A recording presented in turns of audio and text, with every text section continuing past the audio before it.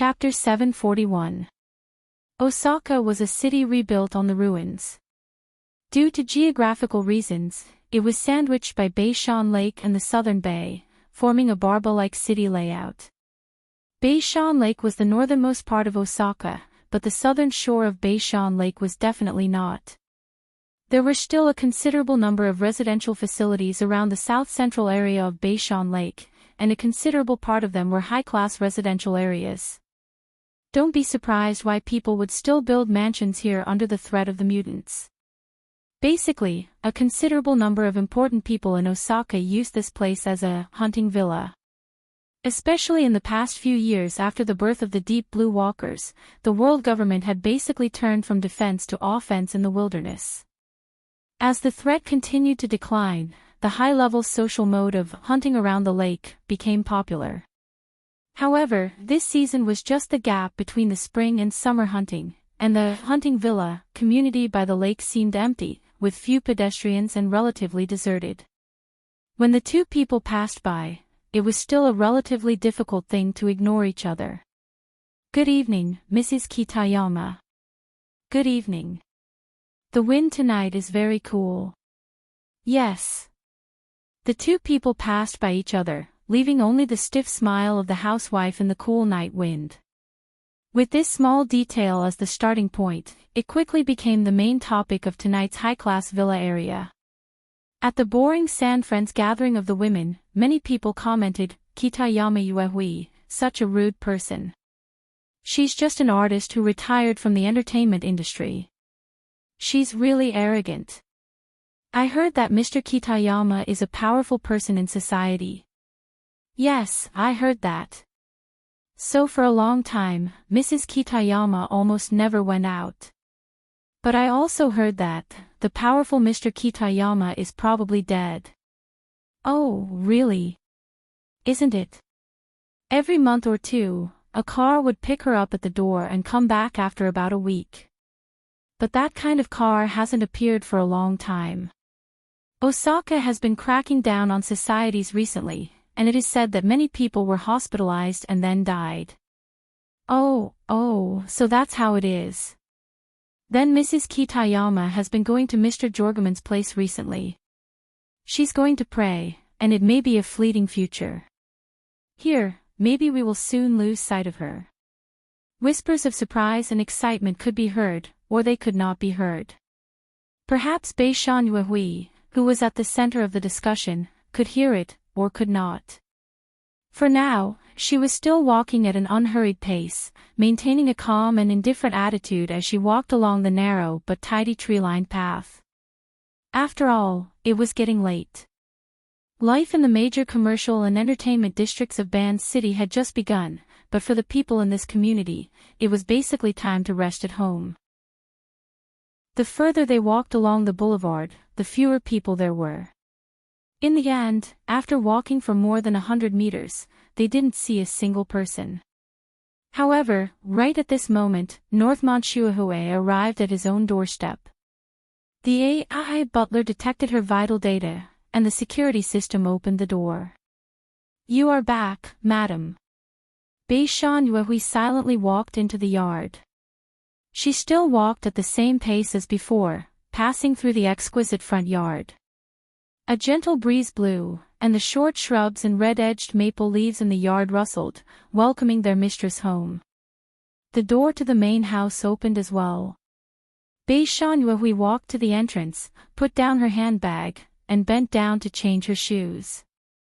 At this moment, the lights in the house suddenly flickered, and the AI butler spoke again. "Sorry, there is some trouble." The voice was cut off, and the lights in the house were completely extinguished. Beishan Yuehui straightened up, stunned. But before she could react, a figure suddenly rushed in from outside the room.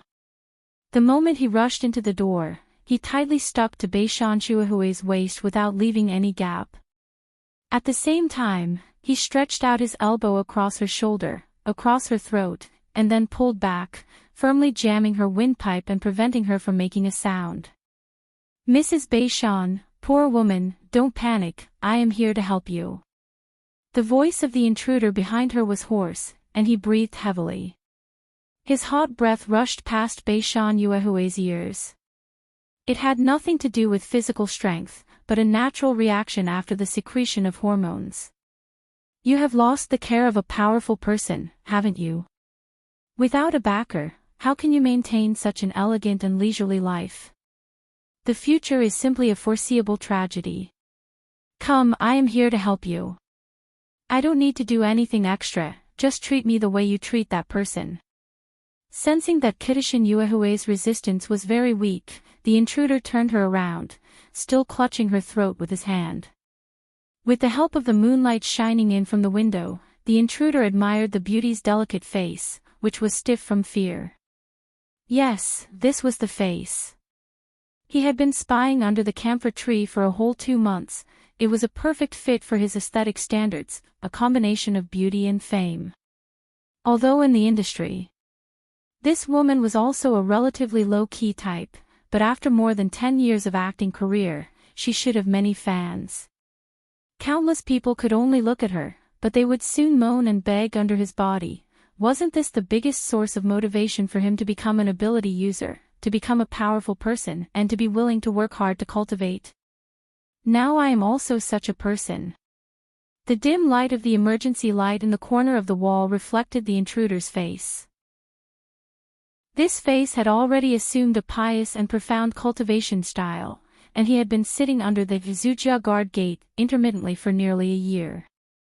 At this time, he was still wearing a loose robe, but he quickly tore it off impatiently. Mrs. Beishan, remember me. I am Okano Soichiro. Hey! The fake monk named Okano Soichiro was too excited.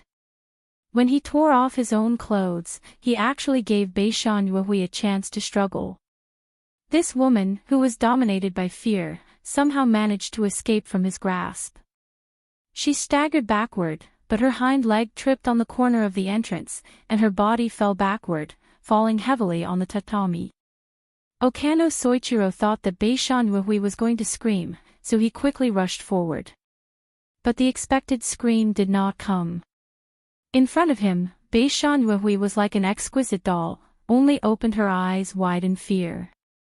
The lower hem of the kimono was stretched out by her naturally spread legs, and above her snow-white feet was the skin of her calves that was in no way inferior, or even smoother. This posture was slightly inelegant, but it was more suitable for the current situation, and it was an appropriate way to show off her beauty. Okano Soichiro was a little surprised, and the flames in his heart rose for the second time, crackling. He couldn't help but praise in his heart, she really is worthy of being a senior mistress who has followed a powerful figure for many years. She knows how to use her capital to avoid greater harm. This is even better. Okano Soichiro was really about to explode. He quickly threw the loose robe that was in the way to the side, revealing a strong body that was only wrapped in the lower half. Mrs. Beishan, you have done well. From tonight onwards, you will live a new life, and it will be more comfortable than before. I, Okano Soichiro, a senior cadre of the All-Spirit sect, a person who is close to the gods, a person who is close to the gods. The so-called powerful figures of the underworld are not even worth mentioning compared to me. Come on, Mrs. Beishan, you can continue to do it, and show me what you are best at. Kitayama Yuki didn't completely listen to the intruder's request. Perhaps fear had completely seized her soul. She just sat on the tatami, half propped up with her elbows, and stared blankly at the fake monk under the faint light. If there was any movement, it was probably the light pink lipstick on her lips, gently opening and closing as she murmured something. At first, Okano Soichiro thought that she was begging for mercy, but the next second, he heard part of the words clearly. It's the life curse, the worldly love curse, and the great equality curse. There is no difference between the heavenly awakening myriad spirits, like life and hate death, all living beings are the same. In fact, Kitayama Yuki's voice was very soft, and her lips were not visible. If it were any other words, it would be very difficult to distinguish. But Okano Soichiro was too familiar with this part. He was stunned at first, and then he couldn't help but laugh. Wasn't this the prayer of the All-Spirit sect? This set of prayer was obviously adapted from Buddhist scriptures, and the editor was quite insincere. However, within the scope of the spiritual light of the Sakavai Gate, it was indeed quite efficacious. If not for this, who would pay attention to ability users like them who had their eyes on the top of their heads? He didn't expect Kitayama Yuki to be a devout believer. But in front of him, a high-ranking cadre of the All-Spirits sect, she was chanting the All-Spirits curse. This was pandering, it had to be pandering. Come, Mrs. Kitayama, I will teach you a more correct way of chanting. I will show you a miracle, and let you see a new world. Okano Soichiro thought that it might be interesting to put on a preaching act. But after saying so much, he was already parched by the flames in his body. He couldn't hold it in any longer. He took a step forward, reached out, and grabbed the front of Kitayama Yuki's dark blue kimono. He tore it, along with the inner lining, and even loosened the belt. Kitayama Yuki's loosened collar didn't expose too much, but the clear and perfect collarbone was another part of the sexiness of a mature woman. Okano Soichiro was so excited that he almost howled. He couldn't care less about finding a bed or anything else. His body pressed down, and he wanted to taste the cool fragrance of Kitayama Yuki's body again. But at this moment, his chest suddenly trembled, and there was some resistance. It wasn't too big, but some kind of inexplicable and strange feeling started from there, all the way back, stirring in his chest, and then coming out from his back. Numbness and slight pain, as well as the instinctive awakening of fear in the human body, surged into his mind.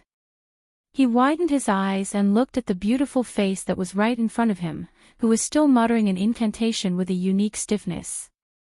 The second and third penetrative attacks came one after another. Okano Soichiro finally turned his gaze to between his chest and abdomen, and then he saw 3 vines as thick as a thumb penetrating into his body from different parts of his chest and abdomen, and they came out from his back that he couldn't see. Fear stimulated his spirit sense. Although he couldn't see, he could feel that the 3 vines were intertwining and twisting above his back, like spirit snakes swimming and coiling. Where did these vines come from? Am I going to die? Confusion and fear, as well as the fatal true damage, instantly took away all his strength. His body went soft, and it was impossible for him to support his body anymore.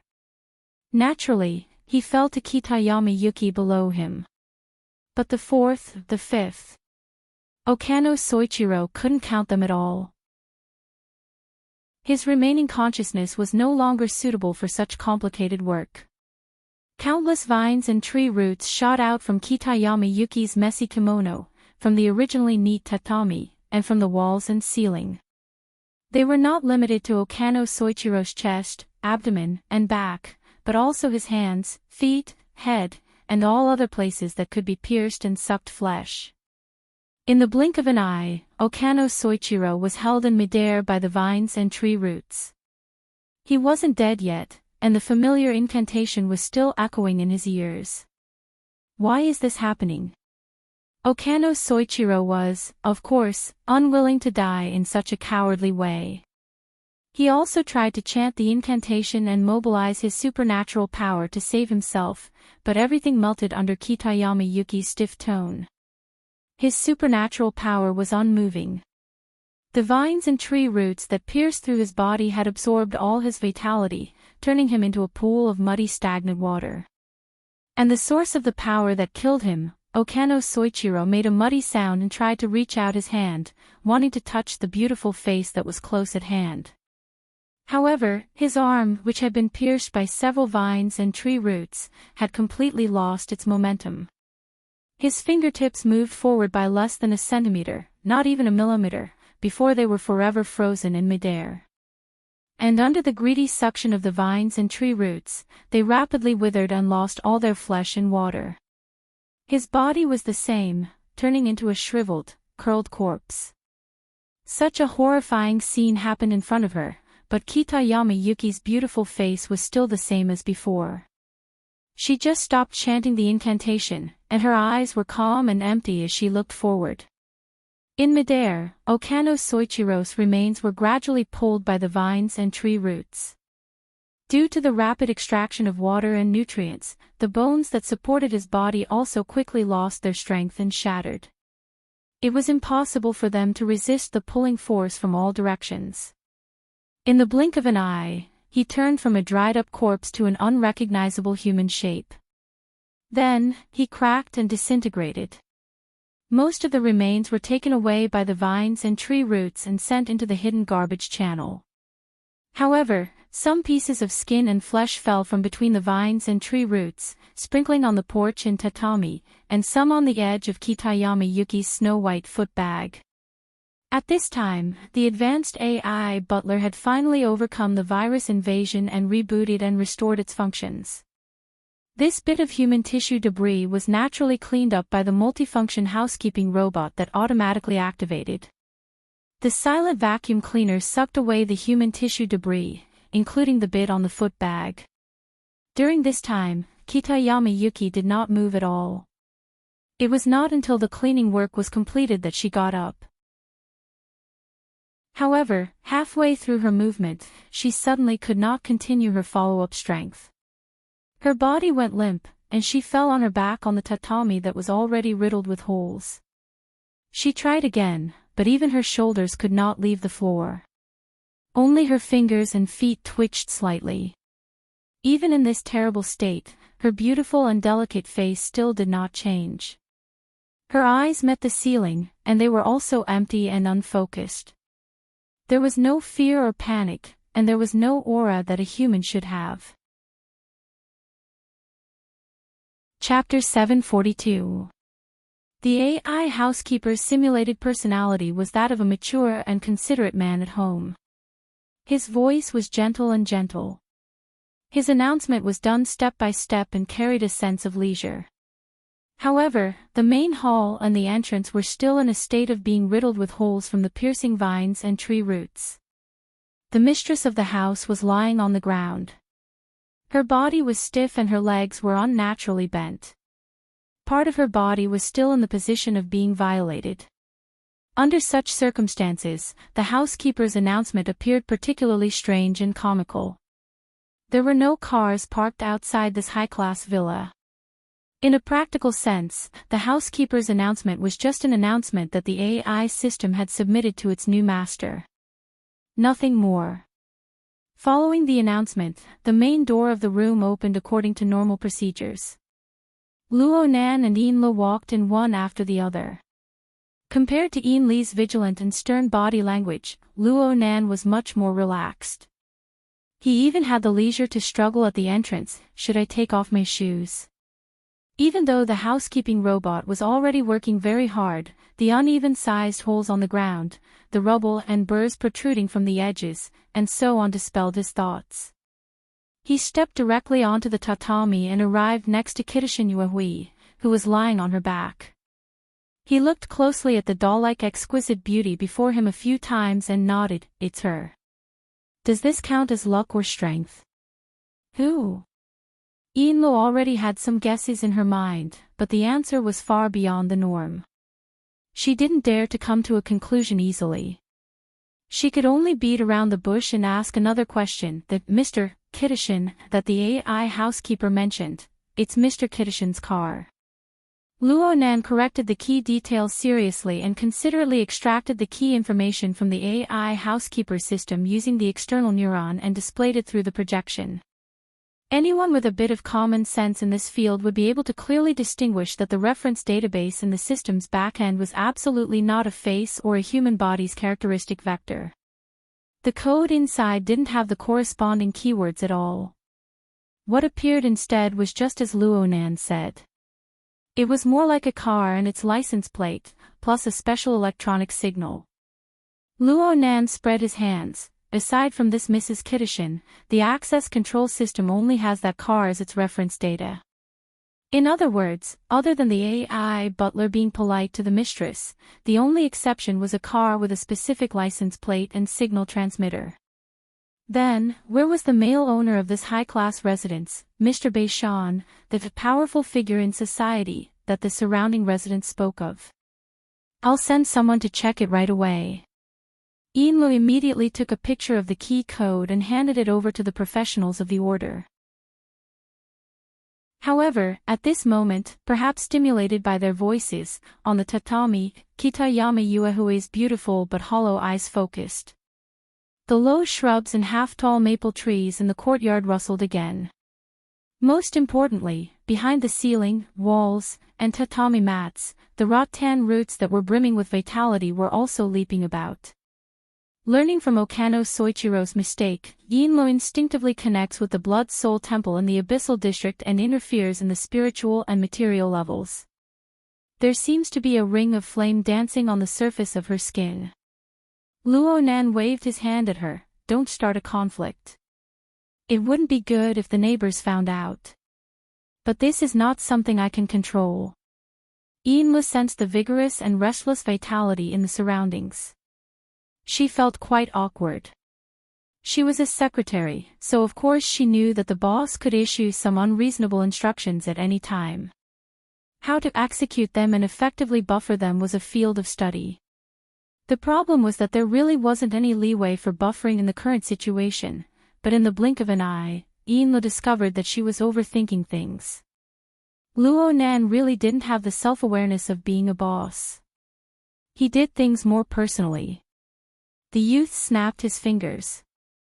He probably felt that this would make him look quite handsome.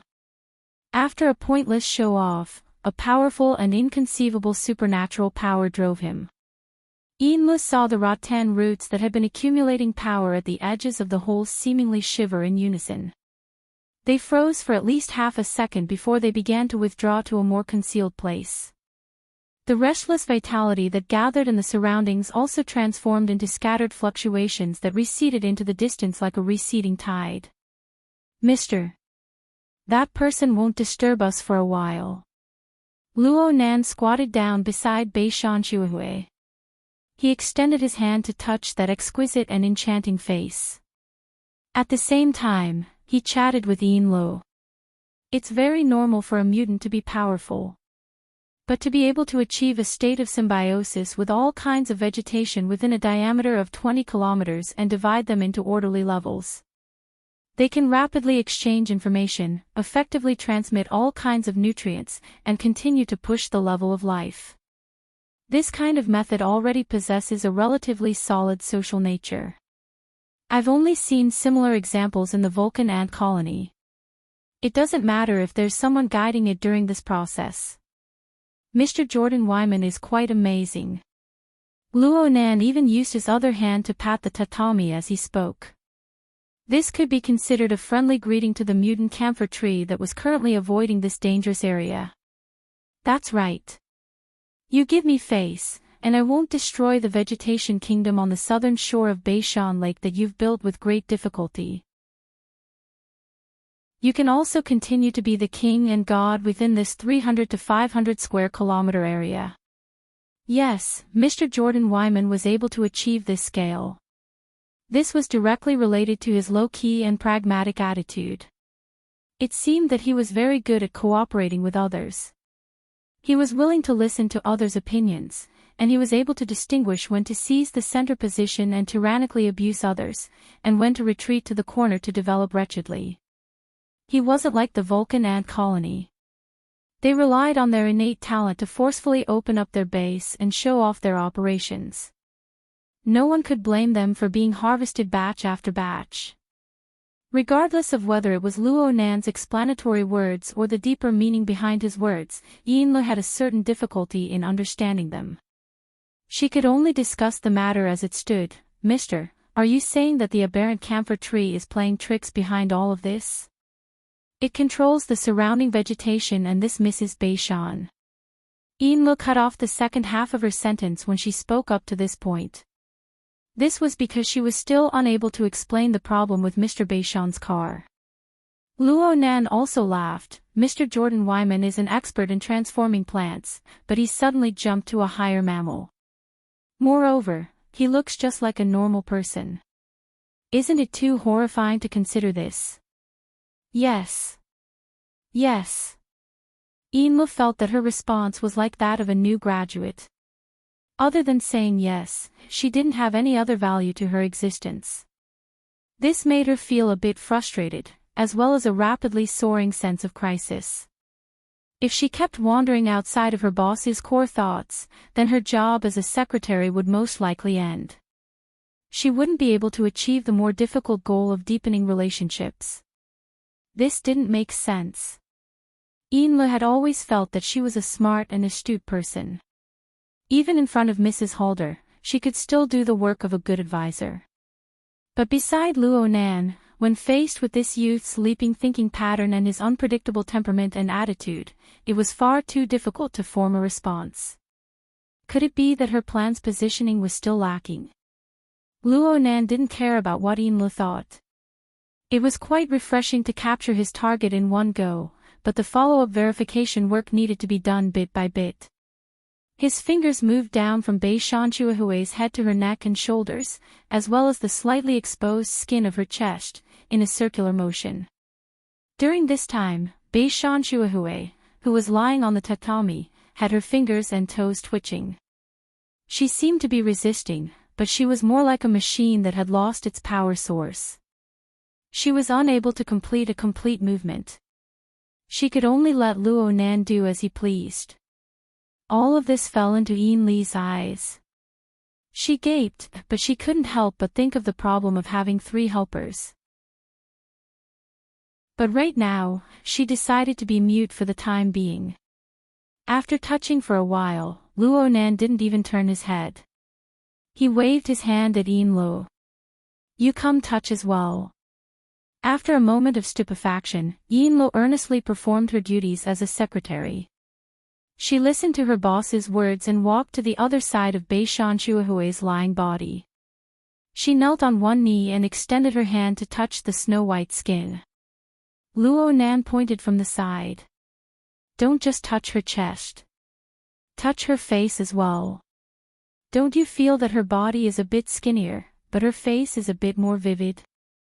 Eunli's emotions were complicated. She exerted a bit of force with her fingers. This way, she could feel the subtle differences brought about by the different amounts of fat under the skin.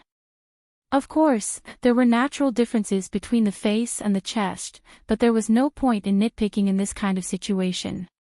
"Are there any traces of a disguise? It seems like you women are very good at makeup." Eunla had a tendency to immerse herself in the situation for a moment.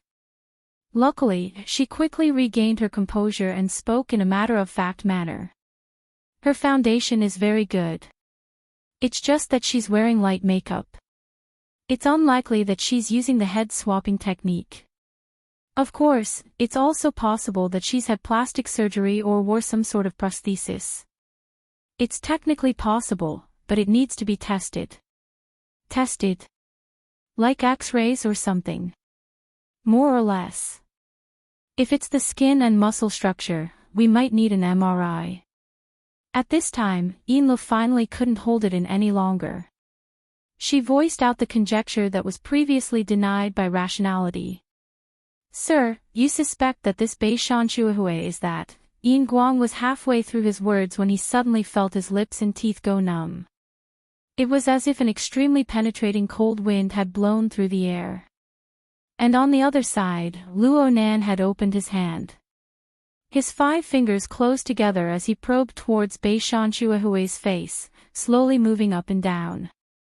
Right now, Luo Nan was staring at Bei Shanchuahui, and Bei Shanchuahui's empty eyes were staring back at Luo Nan's face. The two stared at each other through the palm of their hands. Their line of sight was blocked, and they didn't say a word. It was extremely treacherous and bewitching. "Sir." Eunla didn't receive a response. She could only stare wide-eyed at Luo Nan's incomprehensible operation. Luo Nan slightly narrowed his eyes. The mental plane and the material plane interfered effectively. He borrowed the palm of his fingers to build a basic electromagnetic configuration framework. He accelerated the cycling frequency of the electromagnetic wave, pushing it into the field of ionizing radiation in one fell swoop. It formed an extremely short wavelength, extremely high-energy X-ray. Under the effective binding, the X-ray continuously bombarded the structure of Bei Shanchuahui's face. Luo Nan watched the X-ray penetrate and destroy the skin, muscles, and bones, and he received immediate feedback. Several seconds later, Luo Nan shook his head. The X-ray's penetrative power was too strong for the detection of soft tissues.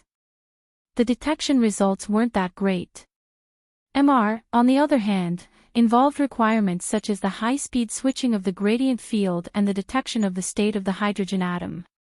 Configuration changes and the precision of the mental senses were all big problems. Oh, it seems like the UV level is just right. What? The absorption rate and the reflectivity are clearly different. This is a sun-blocking prosthesis. What good luck. 10 seconds later, Luo Nan was certain in his heart. He nodded slightly. There really is a layer of prosthesis, but the fusion is quite tight. It looks like a special key is needed. It should be the special characteristics of that person's soul strength. As he spoke, his mind had already cut into the cloud world. He carefully observed the target's soul body over there. I remember simulating it once or twice in the past. Luo Nan's training in the high-end imitation show on the Pacific Ocean had displayed its use. Perhaps Luo Nan couldn't change the essence of his soul, but he could use his outstanding configuration skills to precisely interfere and transform the material and mental environment. He could disrupt the transmission and reception of information, achieving the objective effect of passing off the fake as the real thing. He could perfectly imitate the mode of operation of that old geezer Gong Chi's soul strength. It would only be easier if he lowered it by 1 or 2 levels. The prosthesis that Luo Nan locked onto was the newest, deceived. Luo Nan's suspended palm descended, lightly imprinting itself between Bei Shanchuahui's eyebrows. When he raised his hand, Luo Nan's naturally closed 5 fingers had already gently peeled off a layer of marvelous fog-like creation. At this moment, the light and shadow of Bei Shanchuahui's palm-sized face were blurred. It was as if a layer of floating mist had been blown away. It was clearly the same silhouette, but the appearance that appeared before Luo Nan's eyes was vastly different. The most obvious change was that Bei Shanchuahui's cheeks had become thinner. Her cheekbones were higher, her eyes had become slightly longer, her eyebrows had become thin and sharp, and her face had become excessively straight. This caused the structure of her facial features to become more three-dimensional, and she appeared much colder and sharper. This was a great change in temperament. She might still be considered a beauty right now, but she had instantly transformed from an elegant and exquisite doll that could be picked up and played with in one's hand. She had turned into a cast iron sculpture that had fallen to the ground, but there were still remnants of her dignified bearing. It was to the extent that her basic silhouette hadn't completely changed, but she looked like a completely different person. Actually, there was a large difference between this appearance and the spellcaster who had appeared in the form of a spirit body back at Ocean Sky Cloud City. It was probably the difference between quick-wittedness and rigidity. But no matter what, Bei Shanchuahui, who had changed her temperament, already matched the image on the information nearly perfectly. Snake tongue. Inla let out a low cry. She gasped in admiration, but she was even more astonished. She looked at Luo Nan's series of operations in a state of extreme astonishment. Especially the bewildering and suffocatingly fast deciphering method in the latter half of the process. It displayed a new special ability that Luo Nan had never displayed before others. The simulation of soul strength was one thing. Though they couldn't understand it, everyone knew of Luo Nan's exceptional talent in the mental side. But how was he able to produce, control, and detect various types of ionizing radiation? This should be an ability that could probe down to the microscopic level. Don't look at this sort of small task that could be easily completed by professional instruments. It didn't matter if it was practical or not, the number of ability users in the entire world who could do it with their bare hands was probably just a handful of fingers and toes. And they were undoubtedly the tight combination of super strength and super talent. They didn't even cross the bottom line of being extraordinary. Any one of them was an influential figure that could shake the entire earth with just a stomp of their feet. Oh, there was one exception. He had died not too long ago. It was Jean Tong, who was buried within the material structure of the Blood Soul Temple. His corpse was nowhere to be seen. It was basically confirmed that he had fallen to Luo Nan's hands. Combined with Luo Nan's special requirements for the energy center, Yinluo couldn't help but let her thoughts fly. She unfolded a series of complex associations, and at the same time, she bore the corresponding throbbing emotions of her thoughts. Luo Nan was stronger than she had estimated. He was much stronger. Chapter 743. Chapter 463. The Truth. What is this? Luo Nan lightly clenched his fist. The strange object in his palm was like a semi-condensed mist. It was none other than the prosthetic body he had peeled off from Snake Tongue's cheek. It felt substantial to the touch, like a ball of fine yarn, but when he let go of it, it could float in the air on its own. Moreover, it could continuously absorb water from the air. When it absorbed a certain amount, he could even hear the gurgling sound of water. When it accumulated to a certain stage, it began to evaporate and disperse. It was very interesting. Of course, the most amazing thing about it was that it could seamlessly fuse with the flesh and blood of the human body under the interference of soul force, forming a layer of natural skin that was transparent from inside out. The structure of the pores, blood vessels, and other structures could all be flawless. It was simply a divine tool for disguising one's appearance. The information on Snake Tongue didn't contain any similar information. However, such a special object was also famous in the inner world, so Yinluo definitely knew about it. It should be the Veil of Concealment. Due to its special material and effects, it is publicly recognized as a strange object that doesn't belong to this era. Luo Nan blinked. This is the Veil of Concealment. The one that is on par with the Veil of Silence in the hands of the Deputy Secretary General of the headquarters, Gong Qi. He had seen similar words when he was tracking and monitoring in the cloud, but he didn't have a deep memory of it. Yinluo was very familiar with it. Yes. The muslin of concealment conceals one's appearance, while the muslin of silence conceals one's spiritual body. It is said that the combination of the two is the complete appearance of the mystical creature. It is said that it can completely hide a person's traces in the world. Even if an extraordinary is nearby, they will not be able to detect it. It can be said to be one of the strongest assassination tools. No wonder.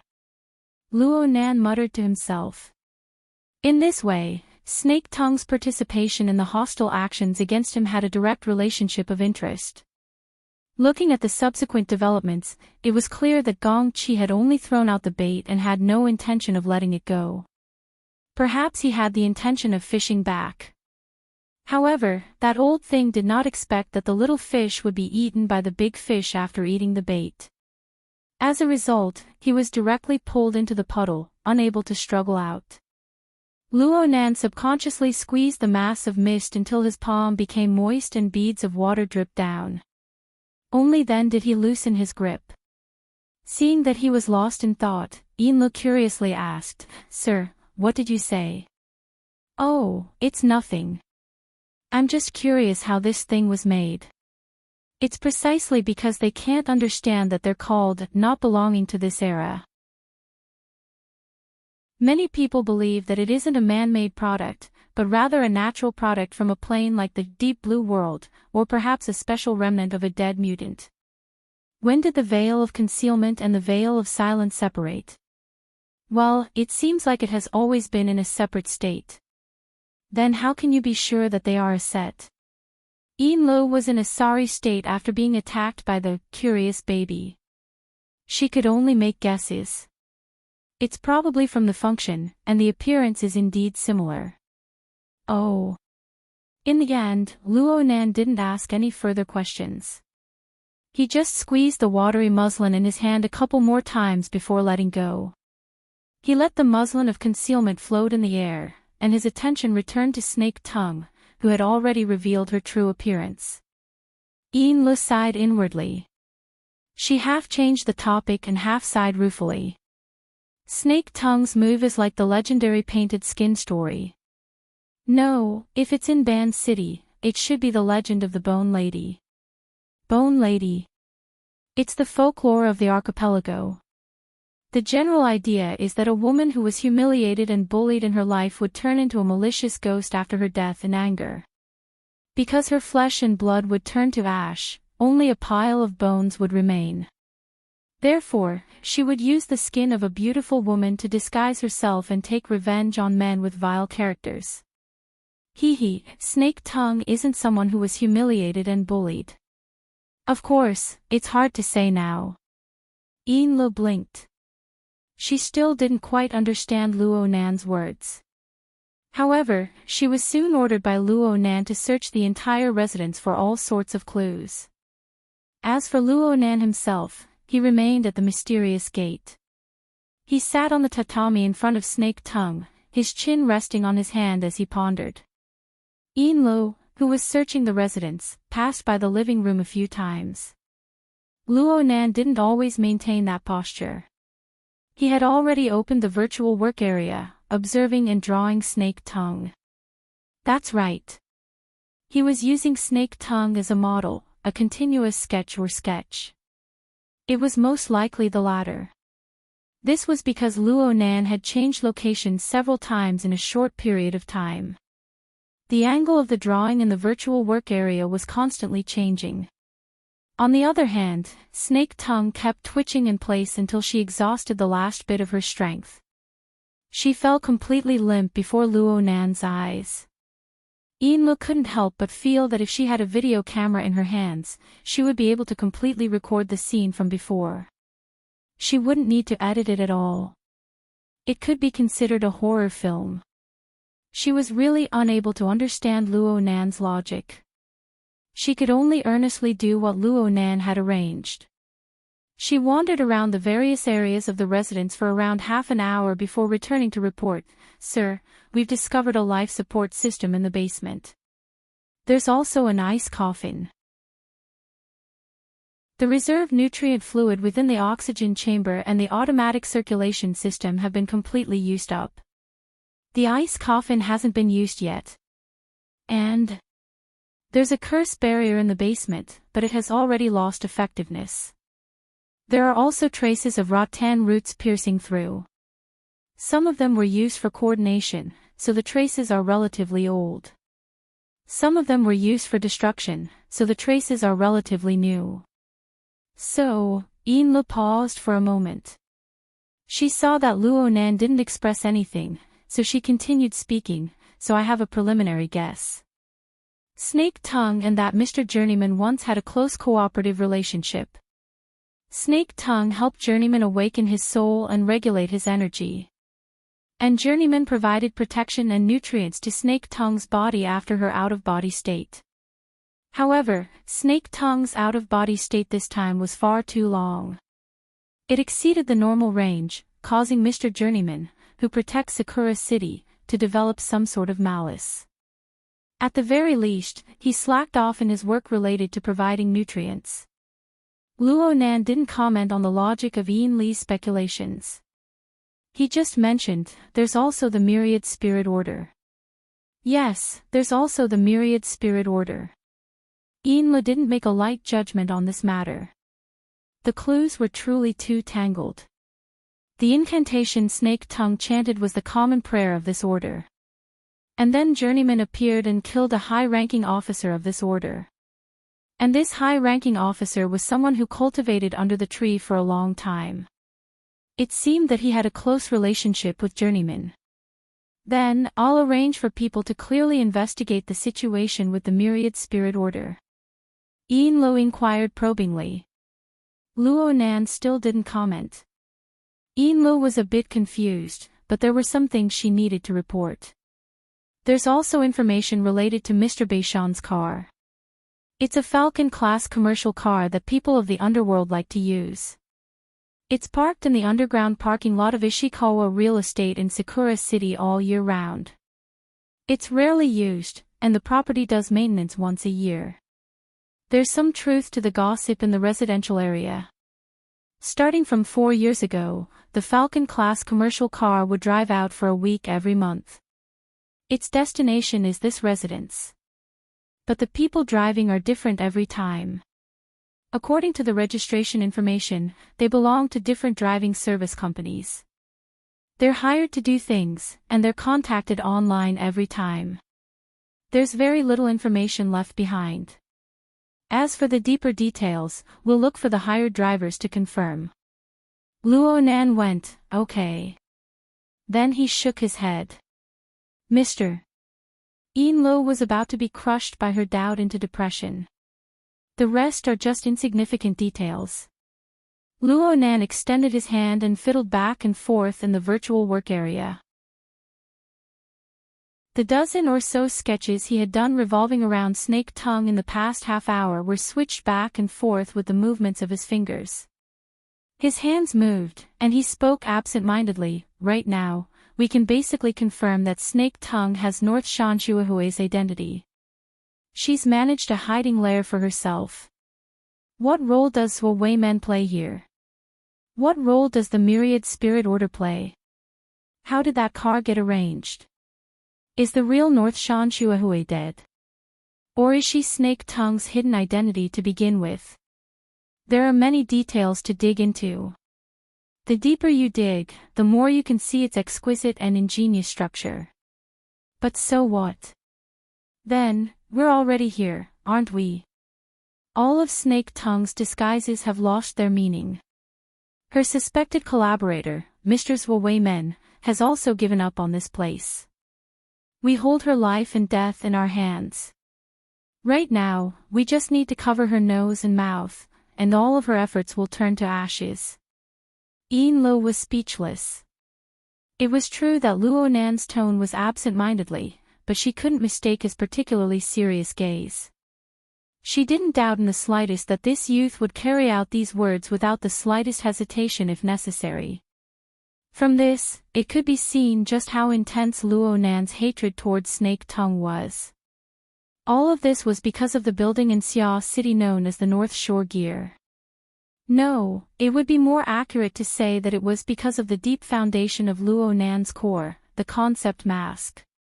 It was a special familial love that he longed for immensely but was destined to never be able to recover. Yin Lo lowered her gaze. She didn't dare to look Luo Nan in the eye, but Luo Nan's voice continued to transmit into her mind. Snake Tongue has done everything perfectly. Full marks for logistics arrangements. Excellent tactical design. However, she made a fatal error in her judgment of the most crucial link of the overall situation. She didn't clearly see the mission provider at the start.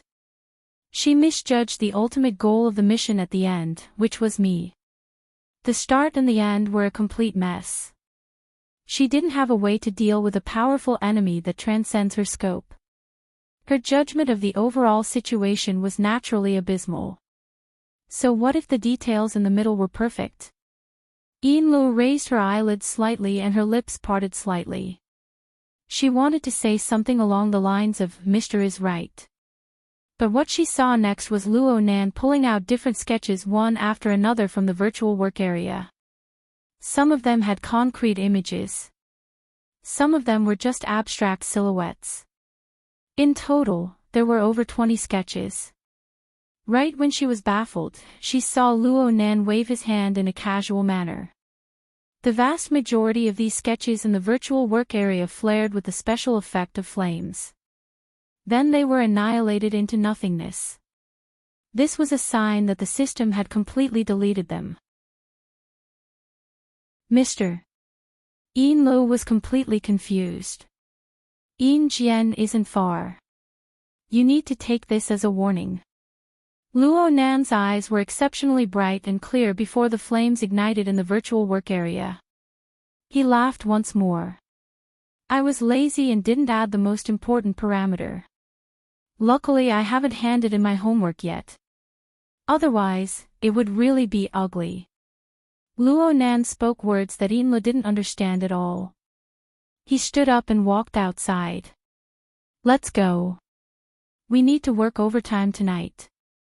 Inla completely gave up on understanding Luo Nan's thoughts. She just followed him. But when she saw Snake Tongue lying at the edge of the entrance, she couldn't help but ask for instructions. I'll send people to move Snake Tongue. No. Don't worry about her. Luo Nan waved his hand and the veil of concealment, which was floating beside him, was cast back onto Snake Tongue's face. It automatically followed the previous settings and transformed into North Monshuahue's exquisite and enchanting face. Even though I don't want to say it, it's really too much of a pity to destroy such an exquisite and ingenious setup. Don't you think so? Chapter 744. Snake Tongue wasn't sure if she was still alive. Her soul had already been in an out-of-body state for over half a year. To be precise, it had been 183 days. A spellcaster's high-precision perception of changes in the world allowed her to be like a clock, meticulously recording the passage of time. But right now, the only reference for this ability was herself. From the looks of it, the only effect it had was a meaningless record of death. She didn't know if this had already broken the records of the inner world, but she knew that her condition was very, very bad. Perhaps she was only one step away from death. It was still the same question. Was she really still alive? Legends of undead immortals have been passed down in East Asian cultures since ancient times. Although the details were different, the general idea was that cultivators abandoned their fleshly bodies and their souls left their bodies to roam between heaven and earth. Because of this, they possessed inconceivable divine abilities. But the trajectory of their lives unexpectedly drew a parabola. At the end, they fell into the abyss of despair. Perhaps in a few years or a few decades, Snake Tongue's example would be added to the footnotes of undead immortals. But the most likely outcome for her would be the same as the swirling and tearing clouds in front of her. She would be silently annihilated without the slightest trace. One didn't need any precise perception to determine the rate at which a spirit body decayed. Her time approached with each passing day, and her body gradually lost the ability to move independently. Therefore, for the past 2 days, Snake Tongue was no longer like a spirit that followed Gong Chi around in the cloud world. Gong Chi was indifferent to this. The relationship between Snake Tongue and Gong Chi had already undergone a clear change. Moreover, it was a destructive result. On Snake Tongue's side, there was hope and despair, vigilance and numbness. On Gong Chi's side, half a year had passed. No matter how gloomy and ruthless he was, it was impossible for him to perfectly control his emotions at all times. Bewilderment, fear, irritation, and anxiety. These negative elements were like prisoners. Bit by bit, they scattered out and were received by Snake Tongue. Finally, on a certain day, at a certain moment, these accumulated elements broke through the limits of the hope in Snake Tongue's heart. The net of her will was finally unable to bear the truth of despair. Snake Tongue erupted. She questioned Gong Chi's lack of progress over the past half a year. Of course, she also questioned the substance of Gong Chi's activities here. Then, the truth of everything was revealed. Gong Chi, this insufferably arrogant extraordinary who seemed to have a card up his sleeve, was actually just a prisoner trapped in this cloudy world. The two circumstances weren't fundamentally different, just that Gong Chi's reliance on his flesh shell was a bit less, and his arrangements for his escape were a bit more stable. He had the ability user association as his backing, and so on. When all these things add up, it's actually a qualitative difference. The difference was so great that it made Snake Tongue jealous. Jealous to the point of insanity. Gong Chi had the ability user association behind him, while she was just a lone wandering soul. She didn't have anyone she could fully trust, nor did she have the strength to back up her trust. Even if she had a grade B cursmancer who was extremely rare in the inner plane, she could only carefully manage her own base between the cracks of various factions. After so many years, she had only managed to find a seemingly loyal but actually more and more unfathomable mutated tree demon. She had only managed to build a small, insignificant church with some deceptive designs. In the out-of-body state, she could use these designs to last 2 months, 3 months, or at most half a year. There was simply no meaning in continuing to prolong it. She even felt that even if she immediately broke free and returned her spirit body to her body, with her current state, the greatest possibility was that she would die along with her fleshly body. So, I can already be considered dead, right? A good swimmer drowns. The meaning of my life is to embellish those absurd legends, right? Snake Tongue chuckled softly. The emotions she felt in her spirit-body state were nothing more than remnants of human habits. Every bit of these habitual traces consumed a certain amount of energy. Correspondingly, when the energy was consumed to the point where it wasn't enough to maintain the foundation of her spirit body, these habitual traces could only be regarded as meaningless, superfluous, and disperse first. I'm already dead. Snake Tongue came to this conclusion. If she had a choice, she would have already taken her own life. But the current situation was that her spirit body was wrapped in a layer of light muslin that was hard to fathom, the muslin of silence. This reward that Gong Chi had given her in advance had now become a shackle that controlled and monitored her. When Snake Tongue was at her peak, she could still set up a shielding layer to block and interfere with her. But now she was so weak that she had to rely on the muslin of silence to ensure that her spirit body didn't collapse. Conversely, she couldn't make her spirit body collapse even if she wanted to. This strange item was gradually corroding the structure of her spirit body. As a curse master, Snake Tongue could guess Gong Chi's plans. Perhaps before long, she would only be able to continue existing between heaven and earth in a distorted form like an artifact spirit. This was something she feared even more than death. Unfortunately, she didn't have the strength to retaliate. Why had she fallen to such a state? Her reflection had just begun when Snake Tongue's subjective thoughts intentionally cut it short. She didn't want to engage in these meaningless thoughts. Apart from continuing to consume her soul force, it would cause her to rapidly and continuously approach that pitiful artifact spirit. She emptied her mind and silently curled up under the muslin of silence. She watched the surrounding clouds surge and tear apart before drifting away. Gradually, her mind became somewhat absent-minded. Perhaps dissipating like this wasn't a bad thing. The moment her consciousness collapsed might be true liberation. Snake Tongue was absent-minded and absent-minded. Her mind seemed to truly dissipate along with the clouds in this strange and despairing void. And in the chaotic prelude to the complete destruction of nothingness and the complete arrival of chaos, a color completely different from the white clouds and bloody light she was accustomed to seeped in. It was like splashing ink, instantly rendering the edge of her perception. An illogical change of situation, it was a dream. Snake Tongue had a dream. She dreamed of Sakura City. She dreamed of the shrine she lived in during her youth. She dreamed of the clear ripples of North Mountain Lake. She dreamed of the color of night that blended perfectly with the lake water. Under the hazy curtain of darkness, she calmly walked on a tree-lined road.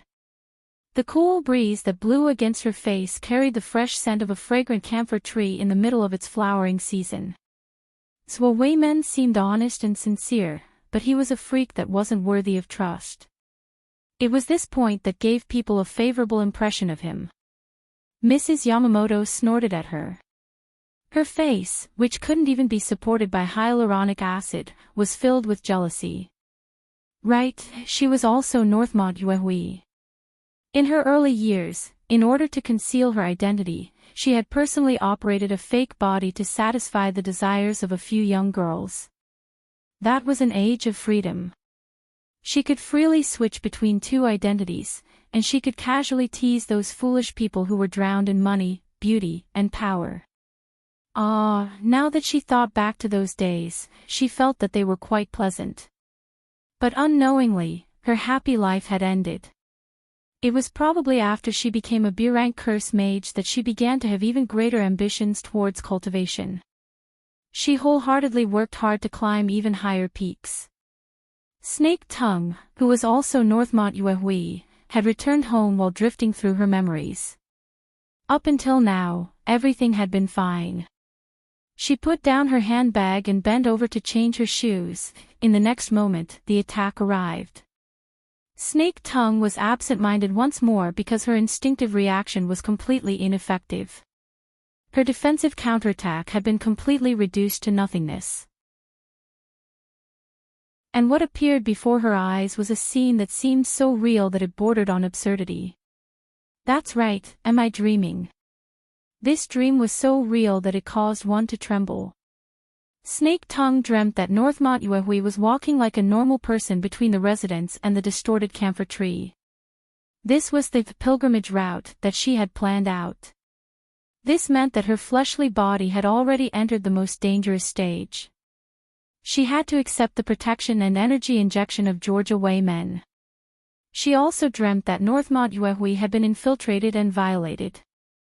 The irony was that the intruder was actually a high-ranking cadre of the myriad spirit order that she had single-handedly created. Georgia Wei men had made a move. This was within reason. But it could be seen that after that bastard had seized the life of a high-ranking cadre of the order, he hadn't left Northmont Yuehui any leftovers. And when the chaotic situation ended, only Northmont Yuehui remained in the messy residence. This was her body, which had exhausted the last shred of its strength, making a final struggle. It can't be like this. I have to get up. Snake Tongue had enough of this dream. She could imagine the fate of her body in her mind, but she really couldn't bear to see such a realistic and absurd scene play out before her eyes. At this moment, she merged with Northmont Yuehui and struggled with all her might, even though she knew that struggling in a dream was meaningless. Then, it moved. Her fingertips moved. In the dream, Northmont Yuehui was dumbfounded. In the cloud world, Snake Tongue was also dumbfounded. The entire world, regardless of whether it was real or fake, seemed to freeze. Countless thoughts rose and fell in succession. She pushed Snake Tongue to try again and again, but the result made her go crazy. What was this? What was this? If she was watching a movie that had nothing to do with her, if she was only going to endure the torture of the scene, then Snake Tongue would have accepted it. But what was going on with this ambiguous situation? She could control her body and had that tiny bit of reaction, but she simply didn't have the feeling of her soul fusing with her body. It was like she was using a game controller to control a character in a game. Half of her body didn't respond, but the other half sent back clear feedback. It was nothing more than feedback, nothing more. It wasn't any more meaningful than the vibration of the controller. Her soul body was still in a detached state, and her body couldn't receive the warmth and nourishment of the supernatural power. Everything seemed to be separated by a thin and hard layer of glass. All she could do was constantly wipe away the moisture that she breathed out, making the scene in the dream a bit clearer. She used this illusory reality to torture herself a bit more crazily. Apart from this, there was nothing. Nothing at all.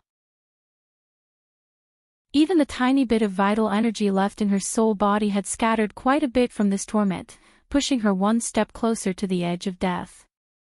Reality and fiction, hope and despair, were separated by a layer of a dream. She nearly lost control of her emotions. What burned was a mixture of impatience, anger, despair, and that tiny bit of stubborn hope. Snake Tongue's soul body was scorched, and she couldn't stop trembling.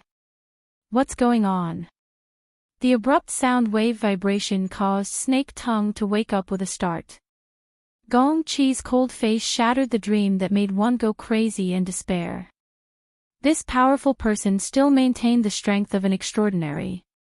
Even though he was in his soul-body state, his gaze was still as focused as before. Dense clouds of doubt tumbled within. Snake Tongue stared at him until Gong Chi's gaze turned a bit colder. What did you do? Oh, he didn't know.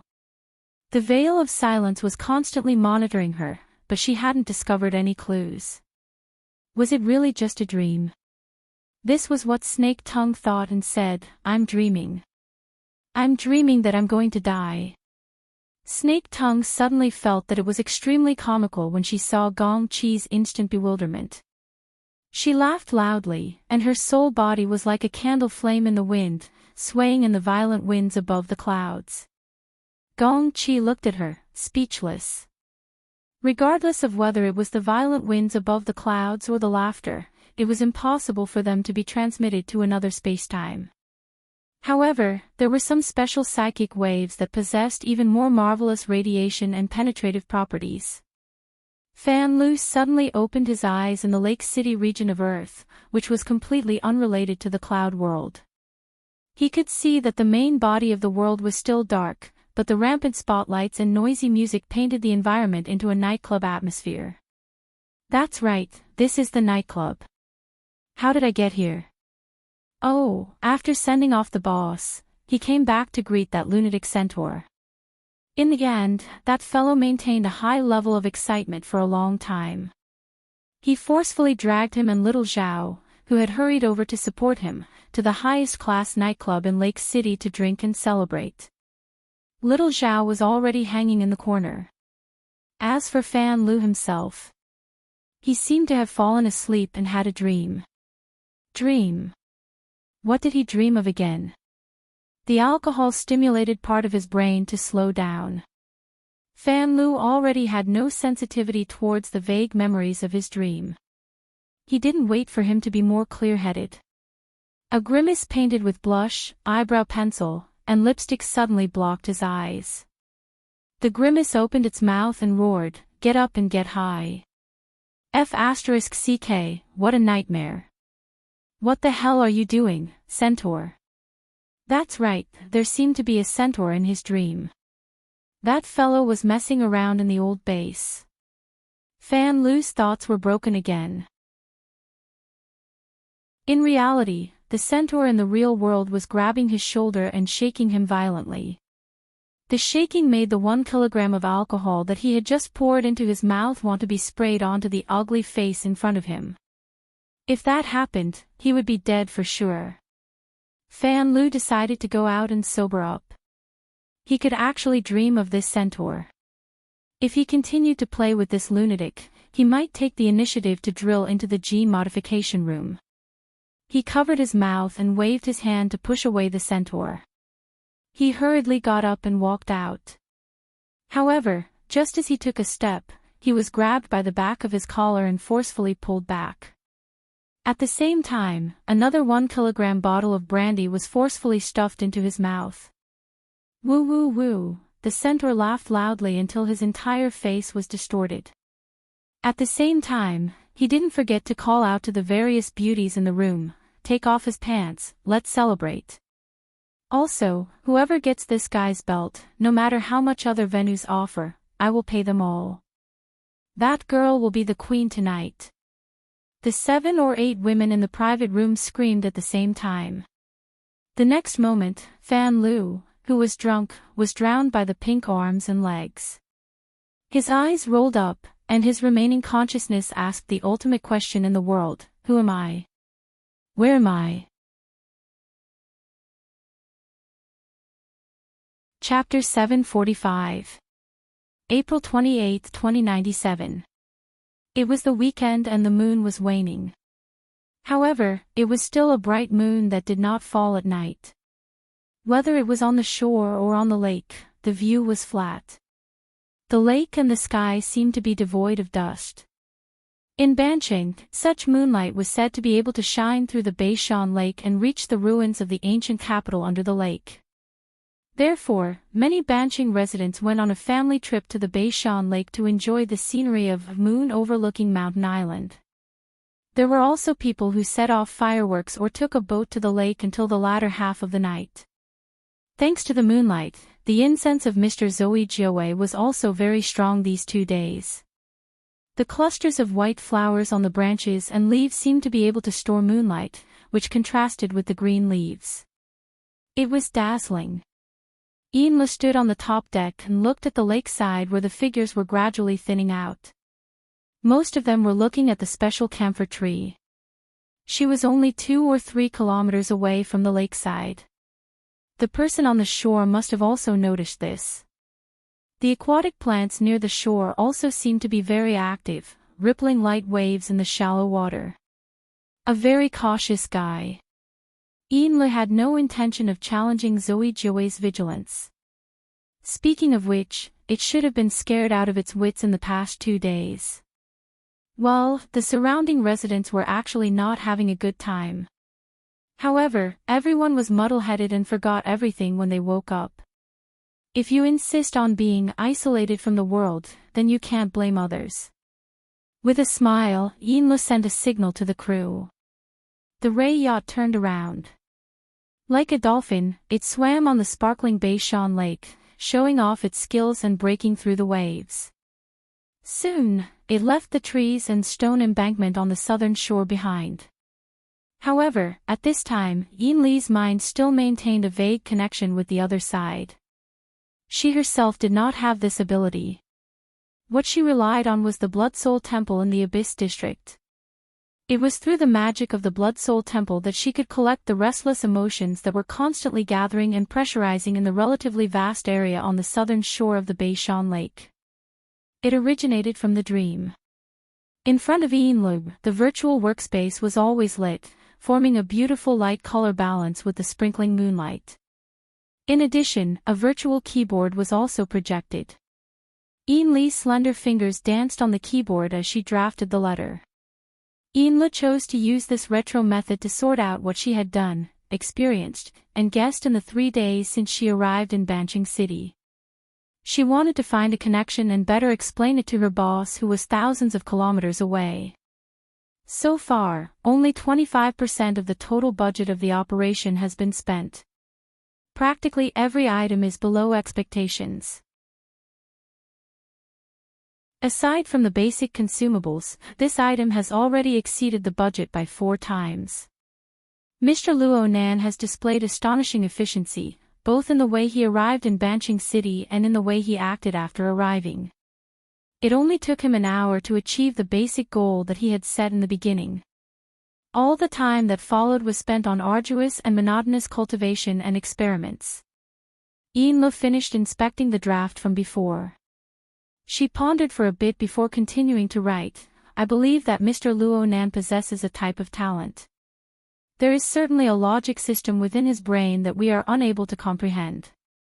I have eliminated words like divinity, omniscience, and so on.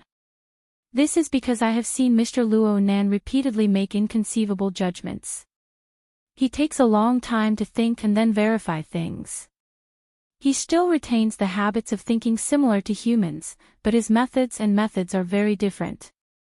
Right now, the yacht had slightly changed its direction, and the angle of the moonlight was slightly different. The virtual workspace automatically adjusted the brightness of the colors, forming a faint wave-like fluctuation.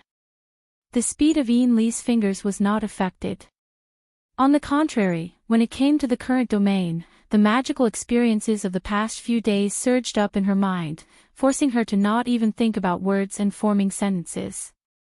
She only wanted to pour out her thoughts. I have seen at least 2 different modes of thinking related to Mr. Luo Nan's thinking. The first one is the configuration of thinking that the order needs the most urgently.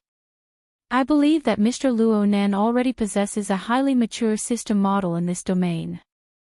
In his eyes, all material and mental structures, including the forms of actions of supernatural powers, can be classified as configuration problems. I have mentioned the complex relationship between snake tongue and the mutated camphor tree. I hope that my description won't cause you any trouble. In fact, the words I use to express myself are merely a clumsy description of the configuration diagram that Mr. Luo Nan drew. Enla didn't bother to express anything here. She just inserted the 3D configuration diagram that Luo Nan had drawn 2 days ago in response to this problem as an attachment. The automatic layout effect was very dazzling. Even the plain text seemed to jump. The maze-like configuration diagram didn't show the image of a large tree or a beauty at all. It was more like the perspective diagram of some kind of complicated machine. According to Luo Nan, the diagram included the dynamic energy of Snake Tongue's body and the camphor tree that was several kilometers away. It also included the interaction of this model with the surrounding environment. They could be direct and orderly arranged. They could be disassembled and reassembled. They could be optimized according to a set of rules, forming a system that was even more closely related. These were all Luo Nan's explanations and demonstrations. Yin Lo could only accept and copy everything. After doing all this, Yin Lo quickly got rid of this domain that she wasn't good at. She began to talk about another matter that she was more concerned about. It was also a peculiar process that she was still pushing forward. As for the second type of thinking program, perhaps you have already seen some clues from the changes in Blood Soul Temple. In the past few days, the emotions of the residents of Banqing have been very restless. The order even took the opportunity to develop a few shallow believers. These changes originated from Mr. Luo Nan. He is using a method similar to the dream entering technique to smear the dreams of the people of Banqing. He calls this method creation. The following is a related work. Yin Lo inserted the second attachment. This was a psychic diagram that Luo Nan had created last night. The scene on the diagram was relatively abstract. From Yin Li's point of view, Luo Nan had drawn a stormy weather on the sea. The silhouette of a giant ship teetered on the crest of the waves. But the most eye-catching thing on the diagram was the 3 sets of dusky pillars of air. They were like 3 scattered sea tornadoes, occupying more than half of the space in the diagram. Luo Nan didn't deliberately hide his methods. He even took the initiative to invite Yin Lo to look at it. He said that she could interpret it from many angles. This was why Yin Lo dared to pass this psychic diagram to Lady Holder. She even added her own judgment. She didn't try to forcefully interpret the psychic diagram. Instead, she talked about her impression of Luo Nan as a whole. I feel that Mr. Luo Nan has a strange sense of dislocation. He clearly possesses inconceivable talent and ability. He also firmly believes in his own unique logic system. But he often unconsciously underestimates his own strength and the effects of his actions when making specific judgments. With Mr. Luo Nan's perception and judgment, this sort of dislocation shouldn't have occurred. Perhaps there is a problem with the frame of reference he chose. I believe that Mr. Luo Nan is currently facing enormous pressure. From what I've seen, he's abandoned all forms of entertainment in Banqing. Aside from those thoughts that are hard to understand, he's engaged in high-intensity training between the 2 energy centers. He's extremely nervous. He's as taut as a bow. It's as if he's going to fight a life-or-death enemy at any moment. But the horn demons that have been running rampant these past few days simply don't have the qualifications to become his enemy. I'm unable to determine where his enemy is coming from, but the bottom line of my judgment is that it's an extraordinary level character. But what makes me very puzzled is that with Mr. Luo Nan's transcendent status in the Xia City branch, 1 or 2 extraordinaries aren't enough to give him such enormous pressure. Then I consider the secretive nature of Mr. Luo Nan's activities in Banqing. So I have a guess. It's very likely that he wants to face an opponent that he can't reveal to outsiders. Considering the public nature of his conflict with Quantum Corporation and the Order of Justice, it's unlikely that the enemy comes from these 2 powers. Then it's very likely that the enemy comes from within the Ability User Association system. Of course, it's also possible that it involves some secret interests that can't be revealed to outsiders. This guess can explain the problem of the frame of reference. It can also partially explain the problem of the psychic diagram. This is because Mr. Luo Nan is only considering the extraordinary level. And this is very likely an opportunity that belongs exclusively to us. An opportunity to truly unify our standpoint with Mr. Luo Nan. Should I try to understand this aspect of information during my time in Banqing? Should I make my stance more clear to Mr. Luonan? I'll leave it to you, boss, to decide. The letter could be considered to have come to an end at this point. There were still a few words that didn't convey the meaning of the letter. Yin had to correct them one by one at the end. She read through the letter once more, checking whether or not she had missed any key information. But the more she read, the more subtle the feeling became. She seemed to have made some sort of misplacement between the lines of the letter. It was in the aspect of standpoint. Yin Lo was a bit absent-minded. And at this time, the speed of the yacht suddenly dropped significantly. It soon came to a stop. She furrowed her brows. She was just about to contact the head of the crew when a message came from the other side. A strong magnetic field has appeared in the surrounding area. The electronic equipment on the ship has been disturbed. It seems that cruising has arrived nearby. Is that so? Yin Le got up. Because she was looking down from a high vantage point, her field of vision was wide. Her gaze moved a bit, and she saw a strange bubble suddenly bubbling up on the surface of the lake in the distance. The surface of the lake began to ripple. Half a second later, under the illumination of the moonlight, a certain shadowy structure that was still very stubborn emerged from the surface of the lake. It floated up step by step.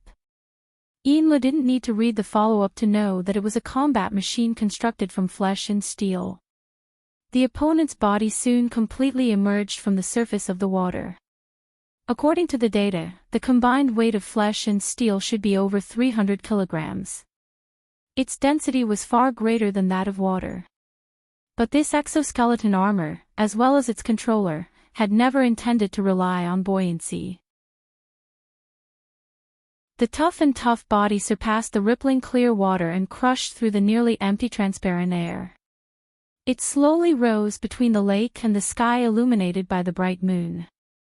It floated in midair. Under the low-power stealth mode, the maglev and jets were always in a closed state. The gloomy multifunctional stealth coating swallowed and distorted the moonlight, making this combat machine appear like a malevolent and oppressive demon. But the surrounding air and lake water faintly resonated. It was as if it had turned into an exclusive choir, singing together in praise of majesty and holiness. Chapter 746. The 300-kilogram mixture of steel and flesh floated in the air for approximately 20 seconds before naturally turning around and landing on the top deck of the yacht. The top deck wasn't that big to begin with, but it was divided into the sunlight area and the driving area. The latter was very difficult to accommodate an exoskeleton armor, so Luo Nan naturally chose to land in the sunlight area. This squeezed Yin Li's space and gave her quite a bit of pressure. Yin Li didn't retreat. She trusted Luo Nan's control skills, so she needed to display this sense of trust. When the exoskeleton armor finally came to a stop, the protruding blades of the side arms were only a few dozen centimeters away from Yin Li's face. The powerful electromagnetic field, the mutual interference forces of the mental and the material blended together. The sound of electric currents from the driving machinery and the fine grinding sounds of metal components formed a reverberation, pushing the surrounding air molecules to oscillate back and forth. It made her body feel numb as if she had been electrocuted. This was the truth. What followed was a wave of heat. The outermost layer of flesh and fascia of the exoskeleton armor was finally unable to withstand the repeated pressure of various forces. It was as if it had encountered a high temperature. It was scorched black, curled, and finally burned into ashes. Yin Le had seen this sort of situation countless times over the past few days. She was already used to it. She didn't even blink. She stood quietly to the side, watching the components of the exoskeleton armor fall off Luo Nan's body one by one. They gradually returned to being neatly arranged components and were sealed into the metal box formed by the armor's outer shell. The lid of the box closed, but Luo Nan's body still hadn't truly touched the ground. The tips of his feet were suspended in the air, giving off a feeling of weightlessness. Instead, he bore the weight of an incorporeal and powerful force. He rejected the air, the night, and even all external objects, forming a domain of his own that didn't rely on external forces. Even though his floating weight had been reduced by over 200 kilograms, this method of purely relying on his body to resist Earth's gravity shook Ian Lee's mind even more than the previous scene of wearing armor. This was truly not relying on external objects. His fleshly body floated in the air.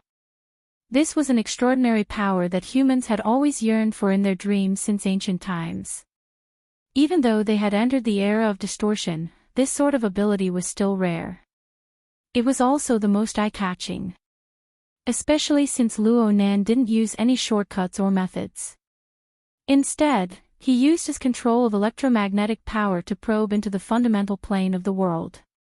He used the most upright methods to form this legendary scene. Of course, Ian Lo was envious in her heart. She had also tried flying before, but it was through an out-of-body state. She couldn't understand the similarities and differences between the two, but it must be a wonderful experience. She didn't need to conceal her emotions. She just stood beside Luo Nan's floating body and let out a soft sigh of admiration, truly inconceivable strength. If I start learning electromagnetic configuration from now on, will I have the chance to replicate your ability in the future, sir? Of course, this is the most basic requirement. Luo Nan let out a long breath. The tips of his feet finally touched the deck, and the powerful electromagnetic field around him gradually subsided. With your relationship with the Blood Soul Temple, you already possess the basic strength of mental interference with matter. As long as I can grasp the basic electromagnetism configuration and learn some transformation techniques, I will definitely be able to fly in the air for a short period of time. As for combat applications, I am currently learning them. Clearly, someone had chosen the wrong frame of reference. Ian Le didn't continue this topic. As his secretary, mentioning herself was actually a way to highlight the brilliance of the boss. It would be too stupid to declare that she wanted to become like the boss, even if she couldn't help but yearn for it. She changed the topic to Luo Nan's practice schedule. Today ended a bit early. Sir, do you have any other plans? Or do you want to rest early? There's news from Xia City. It's a good time for me to change my mind. News? The coordinates of Grandpa's laboratory are up for auction. Luo Nan was too lazy to form a sentence. He just said a few key words. He sat directly on a bench in the sunlit area and relaxed his body. There's finally some news from that side. I think they'll send me an invitation in the near future. Ian Lo was even more cautious when dealing with such a sensitive topic. Have you already confirmed the auction house? Yes, the Toyama auction house. It's over at Bin City. Bin City. Ian Lo nearly said, what a coincidence. But when she saw Luo Nan's unexpectedly relaxed expression, as well as Luo Nan's increasingly deep eyes, she swallowed back her words. She thought for a bit and said, the Toyama auction house has quite a lot of activities in the inner world.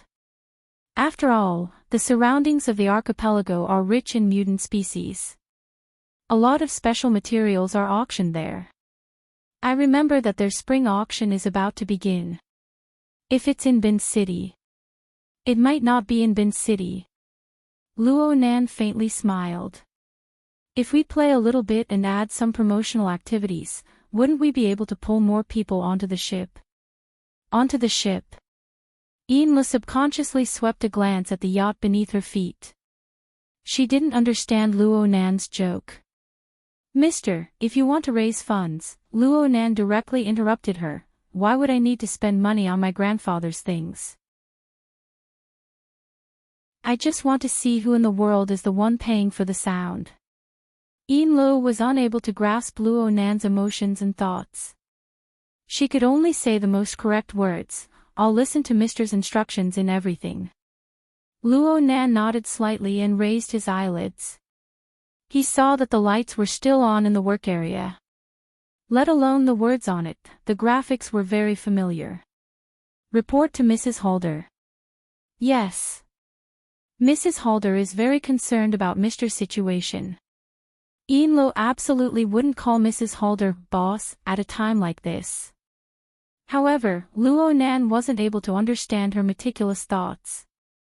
Luo Nan didn't have any clear interest in Li's manuscript. He raised his head and rested in the sunlit area, adjusting the state of his body and mind. Oh, the moonlight was shining down right now. Lo was certain that Luo Nan didn't care about the matter of the report, but she still didn't close the work area. She just gently walked to Luo Nan's side, bent her legs, and knelt on the bench with one knee. She massaged Luo Nan's shoulders to loosen his muscles.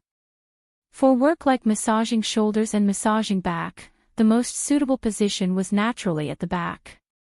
However, the top deck was an inch of gold. The position Luo Nan chose just so happened to be at the edge of the water. There really wasn't any suitable space at the back, so Lo could only use this awkward position. However, this made them appear more intimate, so Luo Nan didn't refuse. Luo Nan closed his eyes and enjoyed it for a moment, allowing his body, which was suffering from the penetrating effects of the electromagnetic field, to relax a bit. When he opened his eyes again, his gaze didn't immediately focus. Instead, he was dazed for 2 seconds before he focused on the most eye-catching virtual work area on the top deck. In the end, his gaze focused on the psychic diagram embedded within the words. This diagram was the work he was most proud of for some time. The most wonderful thing about it wasn't the information revealed, but the core logic that formed this diagram. Luo Nan had told Lo that there were multiple angles of reference and interpretation, but deep down in his heart, he always believed that the only person who could truly understand this psychic diagram was perhaps himself. This was because this was an intuitive diagram constructed upon the foundation of the developer mode of the mental world. It was also the first time Luo Nan didn't avoid a true enemy. He risked the danger of suffering a backlash from psychic communication to carry out a surveying and mapping survey. Luo Nan's initial clairvoyance on the mental plane was vastly different from the results he saw from other ability users. He didn't see the structure of 3 layers, 1 region, and 1 domain from the very beginning. Instead, he saw a deep multi-layered structure of curtains. Countless curtains fluttered and fluttered within the deep void. They were all independent, layer upon layer, and there was no end to them. However, under the influence of rules and power, several strands would occasionally twist and converge, forming either stable or loose nodes. The vast majority of them were only temporarily adhered together, quickly dispersing on their own. But there were also some that, once twisted together, formed into a dead knot. Brand new rules and laws were solidified, making it hard to separate. Basically, Luo Nan viewed the movements displayed by these curtains as the reflection of extraordinary power on this special plane. Every node that was twisted by the curtains was the result of the extraordinary power of an ability user. It was just like when people explored the abyssal region. Some people were powerful enough to leave behind permanent or semi-permanent solidified configurations in the abyssal region. Some people couldn't even persist for a few milliseconds. Of course, the developer mode of the mental world and the abyssal region couldn't be equated. The former was more like the bottom layer of an operating system. The layers involved were deeper and broader. It was more like the intuitive embodiment of some system rules. Luo Nan viewed this judgment very cautiously, but he would occasionally float. He gave himself the grand title of a man who gazed directly at the truth of the world. This was the first time that Luo Nan's version of the truth of the world was consciously replicated and placed into the psychic diagram. It was precisely because of the display of the information in developer mode that this psychic map showed 3 gigantic sea tornado elements that stood between the sea and the sky. These were 3 powerful extraordinary level enemies that could directly influence the future. The first was naturally Gong Qi of the cloud world. The second was also very clear. It was Luo Yuan, who grasped the dimensional crossbow. As for the third, Luo Nan didn't have a definite target. Instead, he played creatively. He set the target to be the person who drew up the retreat plan and the power he represented. He didn't know if the other party was an extraordinary or not, but for a character like Luo Yuan to tacitly cooperate with him, his influence could be imagined. Whether it was in terms of ability or power, it was never wrong to look up to someone. These three powers formed the basic structure of the psychic diagram. But from the perspective of composition, the three sea tornadoes clearly occupied too much space, destroying the balance of the composition. This also hinted at the conflict between Luo Nan, the true creator, and the actual composition elements. Only after understanding all of this could Luo Nan look at the other elements. The enormous ship that was washed to the top of the waves was a key element that had continued from the beginning of this event. There was nothing much to say about it. What was truly interesting was the throbbing lightning formed by the contrast of light and dark between the layers of clouds, the waves, and the pillars of air. They embodied the tension of the storm in the painting. If one were to analyze it in depth, it would represent some sort of conflict, but it would also represent some sort of connection. Especially between the two pillars of air of Gong Qi and Luo Yuan, the lightning trajectories interweaved particularly tightly.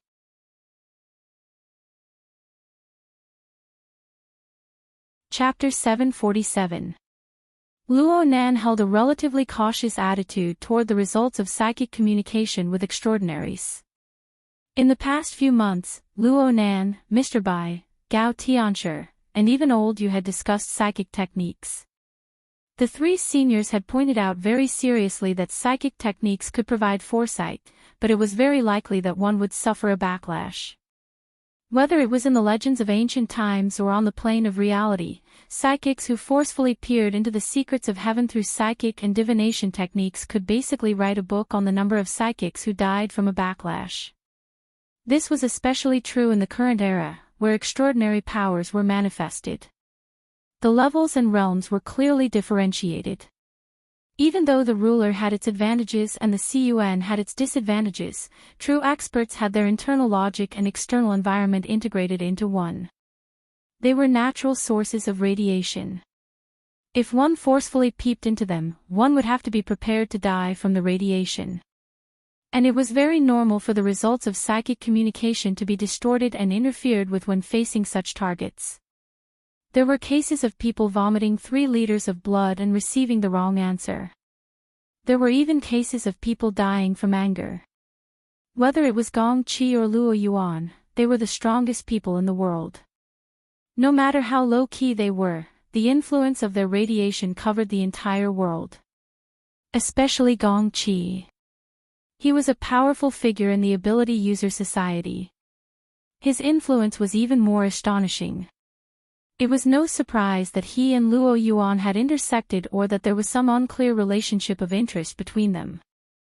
Therefore, Luo Nan wouldn't come to a conclusion easily.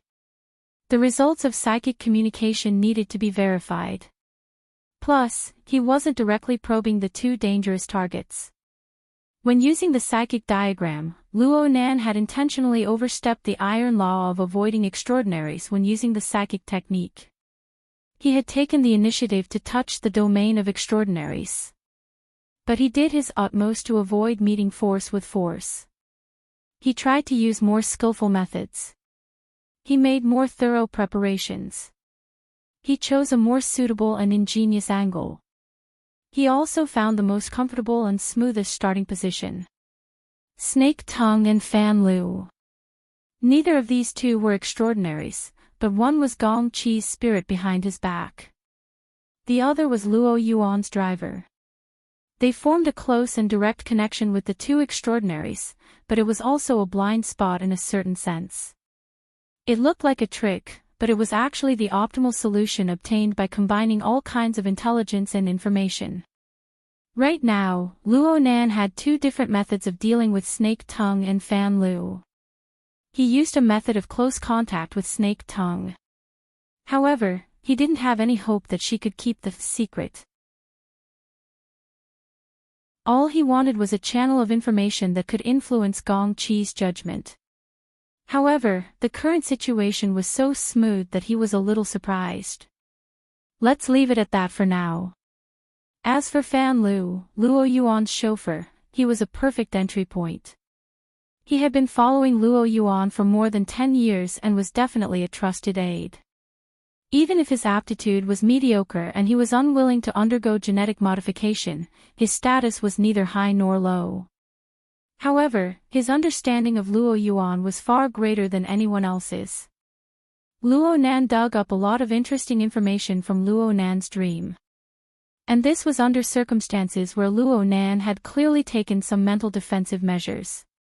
Moreover, although Luo Nan used the psychic diagram as an effective method of gathering and analyzing intelligence, he wouldn't wholeheartedly rely on this method to conquer the world. Once the psychic map had a clear direction and center of gravity, the entire world's mental sensing network would be put to good use. Luo Yuan's senses were far too sharp. Luo Nan couldn't follow him all the time to avoid attracting attention. But Luo Nan didn't need to worry about anything here on Fan Road. Luo Nan temporarily set aside his cultivation. Aside from the news related to the auction, he also received more concrete feedback on the actual scene. Right now, it was early morning in Ban City. Inland, whose city was roughly 2 time zones away. Right now, it was midnight. Fan Lu, the target he was paying attention to, had already been waiting quietly at Hu City's airport for 3 hours. Finally, the transport plane from the wilderness had arrived. Fan Lu was involved in a large transaction, and it was a crucial link in the treat plan. Fan Lu personally handled all the procedures of receiving, inspecting, transferring, and so on. From the moment the transport plane arrived, Fan Lu and his attendant, Little Zhao, didn't have a moment of leisure. Separate the equipment and data. Okay. Are the appraisers from the Toyama auction house here yet? The transfer vehicle is waiting over there. Our people don't get involved. Let the people from the Toyama auction house handle it. This matter has nothing to do with us from the moment the equipment leaves the transport plane. Everything was busy but not messy. While the appraisers from Toyama were nervously inspecting the equipment and data, Fan Lu had already finished his work. He let out a long sigh and even had the leisure to lament, I haven't seen these familiar old objects in 20 years. Speaking of which, I actually didn't notice them at all when they were placed in that place. Little Zhao went, but before he could respond, he was rudely pushed to the side. Fan Lu turned his head in horror, but he saw a fellow with a deformed head suddenly jump out. The fellow's long and narrow eyes stared straight at him. Contact the next transport plane for me. I'll go with it. What? Fan Lu didn't understand for a moment. He was even more baffled as to why this fellow, the Horned Demon, suddenly followed him. Speaking of which, although the transaction with the Toyama auction house was done under the name of the Horned Demon, it actually had nothing to do with him. The airport wouldn't even notify him of the transfer, but this fellow, the Horned Demon, gave a rare explanation. I suddenly had some inspiration in that laboratory. I want to go there to verify it. I'll take the next transport plane there. Fan Lu felt his scalp hurt. It's not like you haven't been to that place before. It is not big, and now half of it has collapsed. If such a big transport plane goes there, it will definitely be empty. How can there be another one? Then arrange one for me. Hiss, you know the environment over there, right? I don't need to emphasize how unstable it is. This transport plane is originally rushing for time. They are waiting at the last moment. Now, even if I arrange one for you, there is a high probability that it will be transferred again. You won't be able to find the entrance even if you go there. Why bother? You idiot, why do you care about me? I was the one who found the entrance. Fan Lu's good intentions were trampled into the mud by the Horned Demon. No matter how good-tempered he was, he couldn't help but explode. You found it. Ha, as early as 20 years ago, we were there. I was also the one who found it 20 years later. Hee, that place has always been under Wu Jun's control. You snatched it. That was also found by me. Fan Lu finally realized that he had nothing to say to a madman, so he could only use the delaying tactic. I have to inform Mr. Luo Yuan first. As Fan Lu said, he turned around to leave, but his neck was clasped by the fingers of the horned demon when his body only turned halfway, and he was forcibly pulled back. As the force penetrated, the blood vessels, nerves, and bones in his throat were squeezed and twisted. His vision turned black, and he almost fainted. What are you doing? Xiao Zhao was shocked. He wanted to come over to save him, but he was kicked by the horned demon and flew 10 steps away. He fainted directly. This time, the appraisal and transfer work on the transport plane was suddenly interrupted. Several appraisers from the Toyama auction house not far away were stunned. The security personnel they brought raised the firearms in their hands and aimed at the horned demon who had already lifted the person halfway. The atmosphere was so tense that it could collapse at any time. Damn! Fan Lu knew that the horned demon was a dog. He would turn his face at any time, but he didn't expect the most ruthless bite to bite him directly. His vision turned with difficulty, trying to save himself. The security of the Toyama auction house couldn't be counted on, but at this time, he was on the transport plane. Some of the passengers here were the products of the gene exchange. Damn it, with his current state, unless Luo Yuan's attention was on him, there was no chance at all. The horned demon completely ignored the outside environment and the changes in the atmosphere. He only put his deformed and distorted face in front of Fan Lu. Don't you understand? I found it, and I should have special rights there. Fan Lu's brain was already hypoxic. He slapped the horned demon's arm hard, but the latter just talked to himself. These days, I have a lot of inspiration, especially when I am dreaming. I can feel some kind of wonderful guidance from those flying fragments. They may combine into the most wonderful answer at any time. Do you understand that feeling? Oh, I forgot that you can't speak. The horned demon finally let go, and Fan Lu fell directly to the ground. His whole body was soft, and he only knew how to cough and retch. The horned demon didn't mind squatting beside him and patted his shoulder and back. I know you are very busy doing odd jobs. It is very difficult for you to understand this kind of mysterious state, so you don't need to waste any more effort. I make a request, and you just need to agree. Everyone can relax. Fan Lu repeatedly chopped the horned demon 100 times, 1,000 times in his heart, but he still had to act nice on the outside. He made his final persuasion with a hoarse voice. You can wait a little longer. In a month, no, in half a month, you will have a lot of time to research, with that baby who is still drinking milk. I'm saying that you don't need to try your luck and find the door. The horned demon's finger pressed onto Fan Lu's neck. I say, little Fan. Even though we have been kindred spirits quite a few times, you still don't understand. Luck is my attribute. You don't need to worry about such a boring thing. Give me a definite answer. Do you agree or not? Fan Lu coughed a few more times. He wanted to speak again, but his head had already been forcefully snapped down by the horned demon's monstrous strength. He nodded twice. The horned demon's voice came over. Excellent. Happy cooperation. Thousands of kilometers away, Luo Nan began to chuckle. Yin Lu, who was right next to him, massaging his shoulders, felt strange. She leaned back slightly. Mister. The soft sensation on Luo Nan's shoulders and even the side of his cheeks left. His mind instantly became empty, but it was soon filled with more important matters. You said that you had spare materials for the transmission array you built last time. Yes.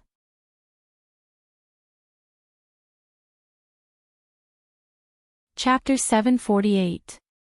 The medium-sized transport plane flew through the night, advancing all the way inland, but in the end, it still couldn't outrun the sun that rose from the horizon. The transport plane that flew all the way from Huching finally arrived at the relevant airspace when the first light of dawn silently spread over thousands of miles of wasteland. From beginning to end, the cabin of the transport plane was empty. Everyone was in the cockpit. Of course, there were only 3 people on the entire plane: the pilot, co-pilot, and the centaur. As a bad customer who forced his way onto the plane, the centaur was self-aware and clearly showed his distrust of the 2 crew members. He was nailed in the cockpit until the transport plane arrived at the destination he hoped for. What was strange was that the cabin was empty along the way, and the cockpit was quiet. The centaur, who always had the talkative attribute, actually kept his mouth shut. If one didn't look back, one wouldn't be able to feel his existence. If silence could be accumulated, the transport plane would have crashed halfway due to severe overload. After finally reaching the target airspace, the centaur finally said, "Descend." The transport plane penetrated the clouds and continued to descend. Looking out from the porthole, the slightly undulating red soil of the wasteland below was already the kind that the centaur was familiar with. He looked at the instrument panel on the transport plane and converted the angle of the sun. The centaur was finally satisfied and patted the shoulders of the 2 pilots.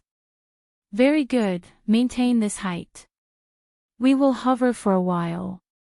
Pay attention to the mutants. It shouldn't be a problem for you." As the centaur said, at an altitude of about 6,000 to 7,000 meters, the population and number of flying mutants couldn't be underestimated. Hovering around was not a good choice. However, neither the pilot nor the co-pilot spoke. They just followed the centaur's instructions and began to hover at high altitude. They skillfully avoided several waves of flying mutants that passed by. This continued for about 20 minutes before the centaur finally stopped. "Very good, very agile." The pilot and co-pilot remained silent. As the products of the gene exchange, they were the most capable subordinates and executors. The centaur's praise was completely wrong. Of course, the centaur didn't care.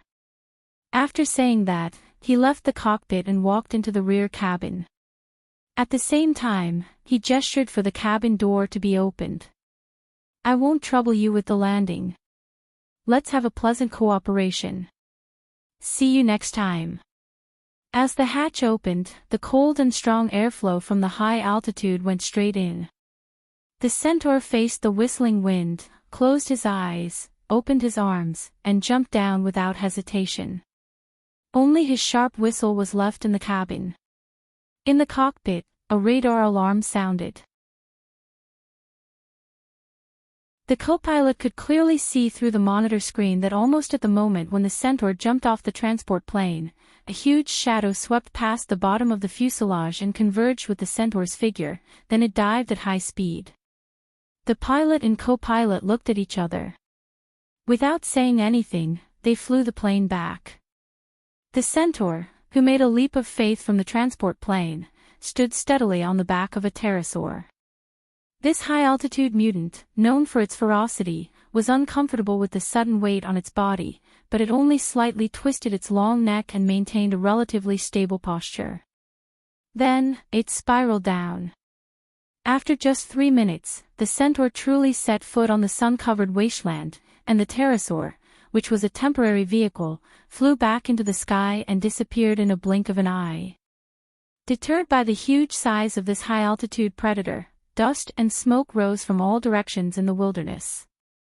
Some of the small animals that were swimming around in the surroundings fled in all directions. Some of them lost their normal rhythm and quickly became the breakfast of the strong. The food chain of survival of the fittest was simple and straightforward. It didn't require any brains at all, and it was most favored by the centaur. He looked around and glanced at this wilderness full of wildness and vitality. Of course, it was full of cruelty. He grinned and stood there with his arms crossed, waiting quietly. In just a few minutes, the pterosaur just now returned. From its broad shoulders, 3 figures jumped down one after another.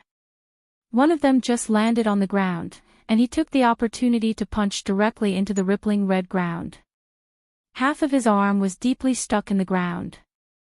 He then raised his hand, and his fingers had already pierced between the head and neck of a giant viper that was as thick as a human thigh.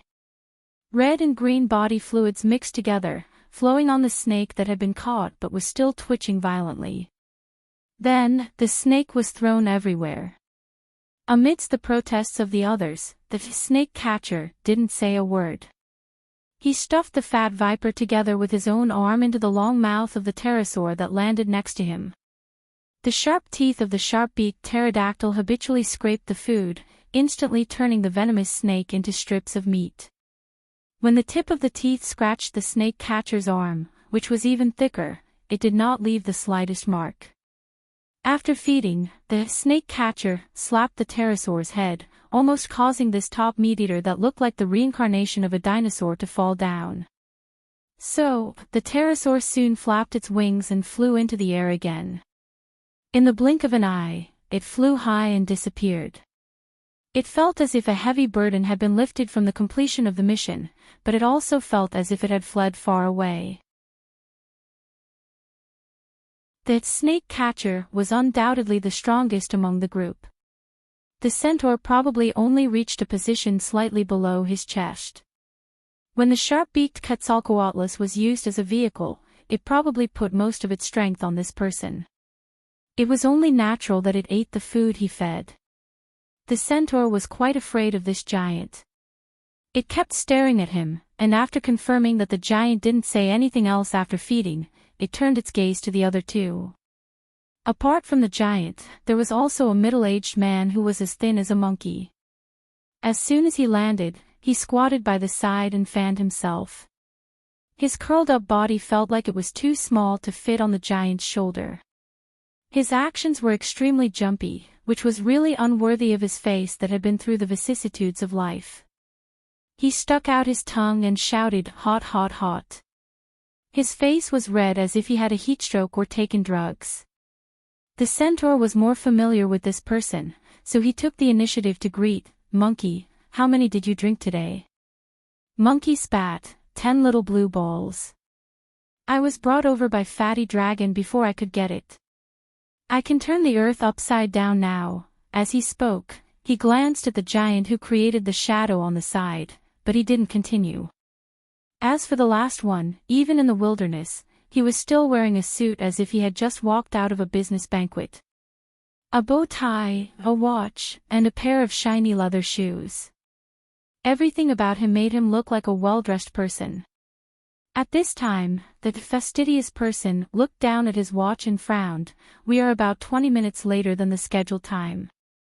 There's no time to chat now. Remember, we are here to receive the secret auction results. It has nothing to do with the centaur. That's why, you stubborn fatty dragon, you should have listened to me just now and released the germs separately. That way, everyone wouldn't have to trudge around on foot. You should know that every minute in the wilderness, the amount of viruses and germs we inhale is more than 200 times that of a big city. And this damn soil."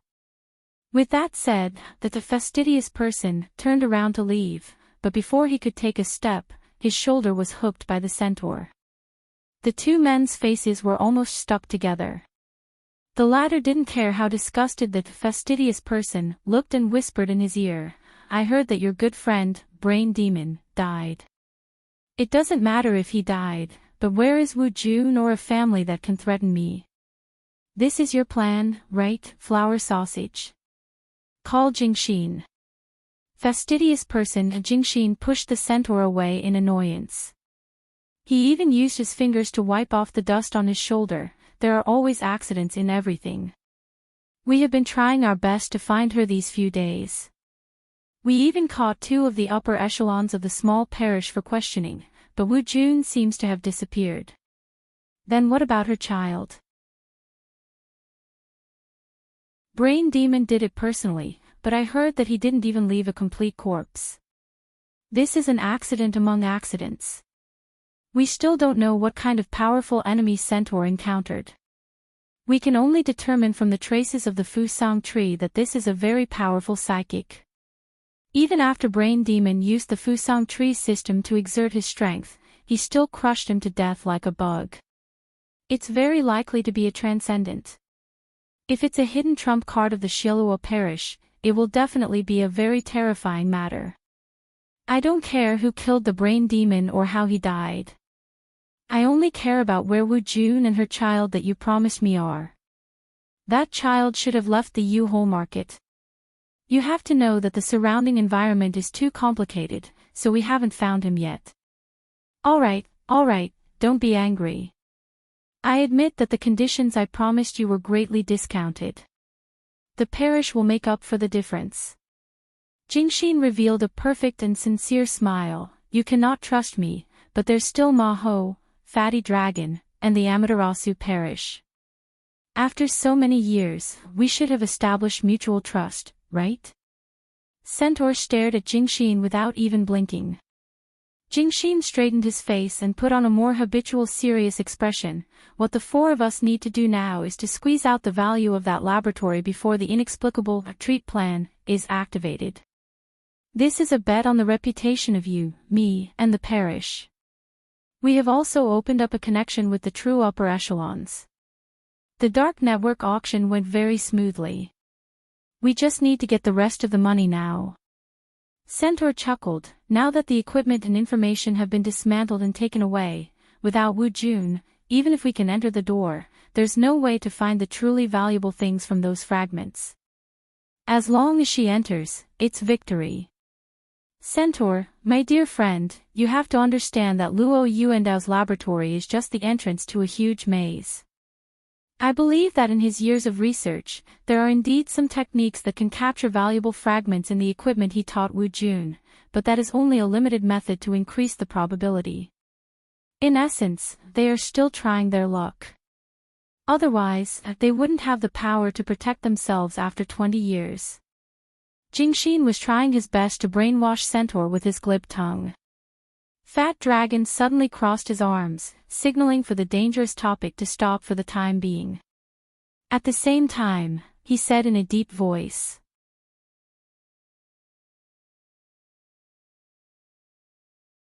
Chapter 749. 3,500 kilometers away from some inland wasteland, Ban City's time zone was pushed forward by 3 hours. When the first glimmer of dawn appeared over the wasteland, the sun was already high in the sky over Ban City. Today was Monday, the first working day after the weekend. Due to the barbell structure of the city, which was short from north to south and long from east to west, the many layers of traffic in the east and west of Ban City sunk into a busy and congested predicament. Temporary drainage channels were opened on North Mountain Lake. The military and police were mobilized on a large scale to suppress the mutant population on the lake, allowing for flying cars to shuttle through. The humming sound of engines resonated through the horizon.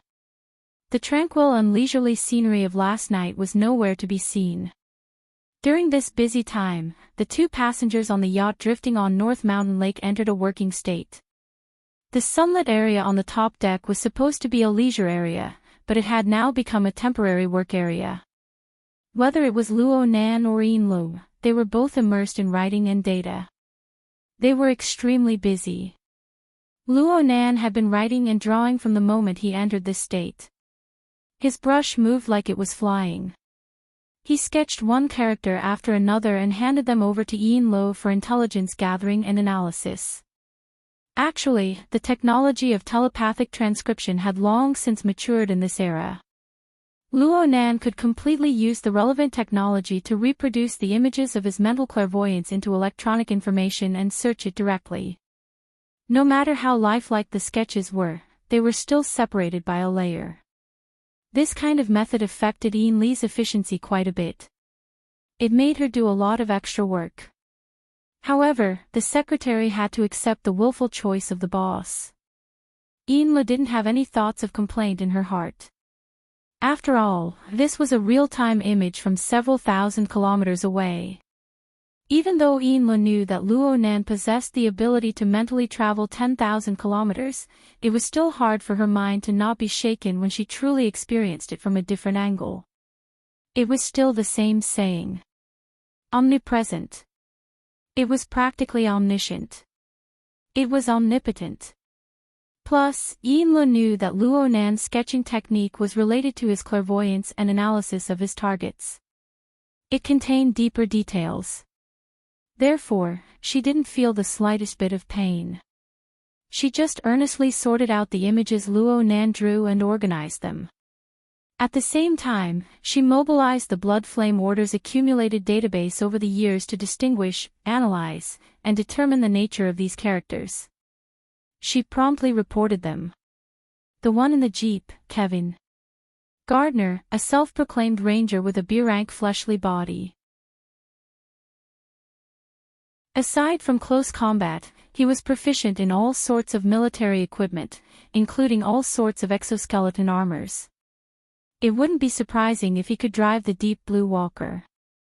We always suspected that he had a military background, but even when we were at our best with the military, we couldn't find any concrete evidence. The person controlling the glider to descend is nicknamed Hua Dian. He's a very famous spirit energy detective in the industry, and he can basically be confirmed to be a spirit medium. Usually, he would only take money, but this time, his motive was quite suspicious. This barefoot ascetic priest should be Anthony. Although he did not appear in the mainstream circles of the inner plane, he had always taken it upon himself to spread the gospel. His prestige in the world of religions was high, and some parishes even hoped to confer him the title of saint, making him the main guardian saint of the extraordinary domain. It was said that he had been searching for the holy relic, hoping to find the traces of holiness in the changes of the new era.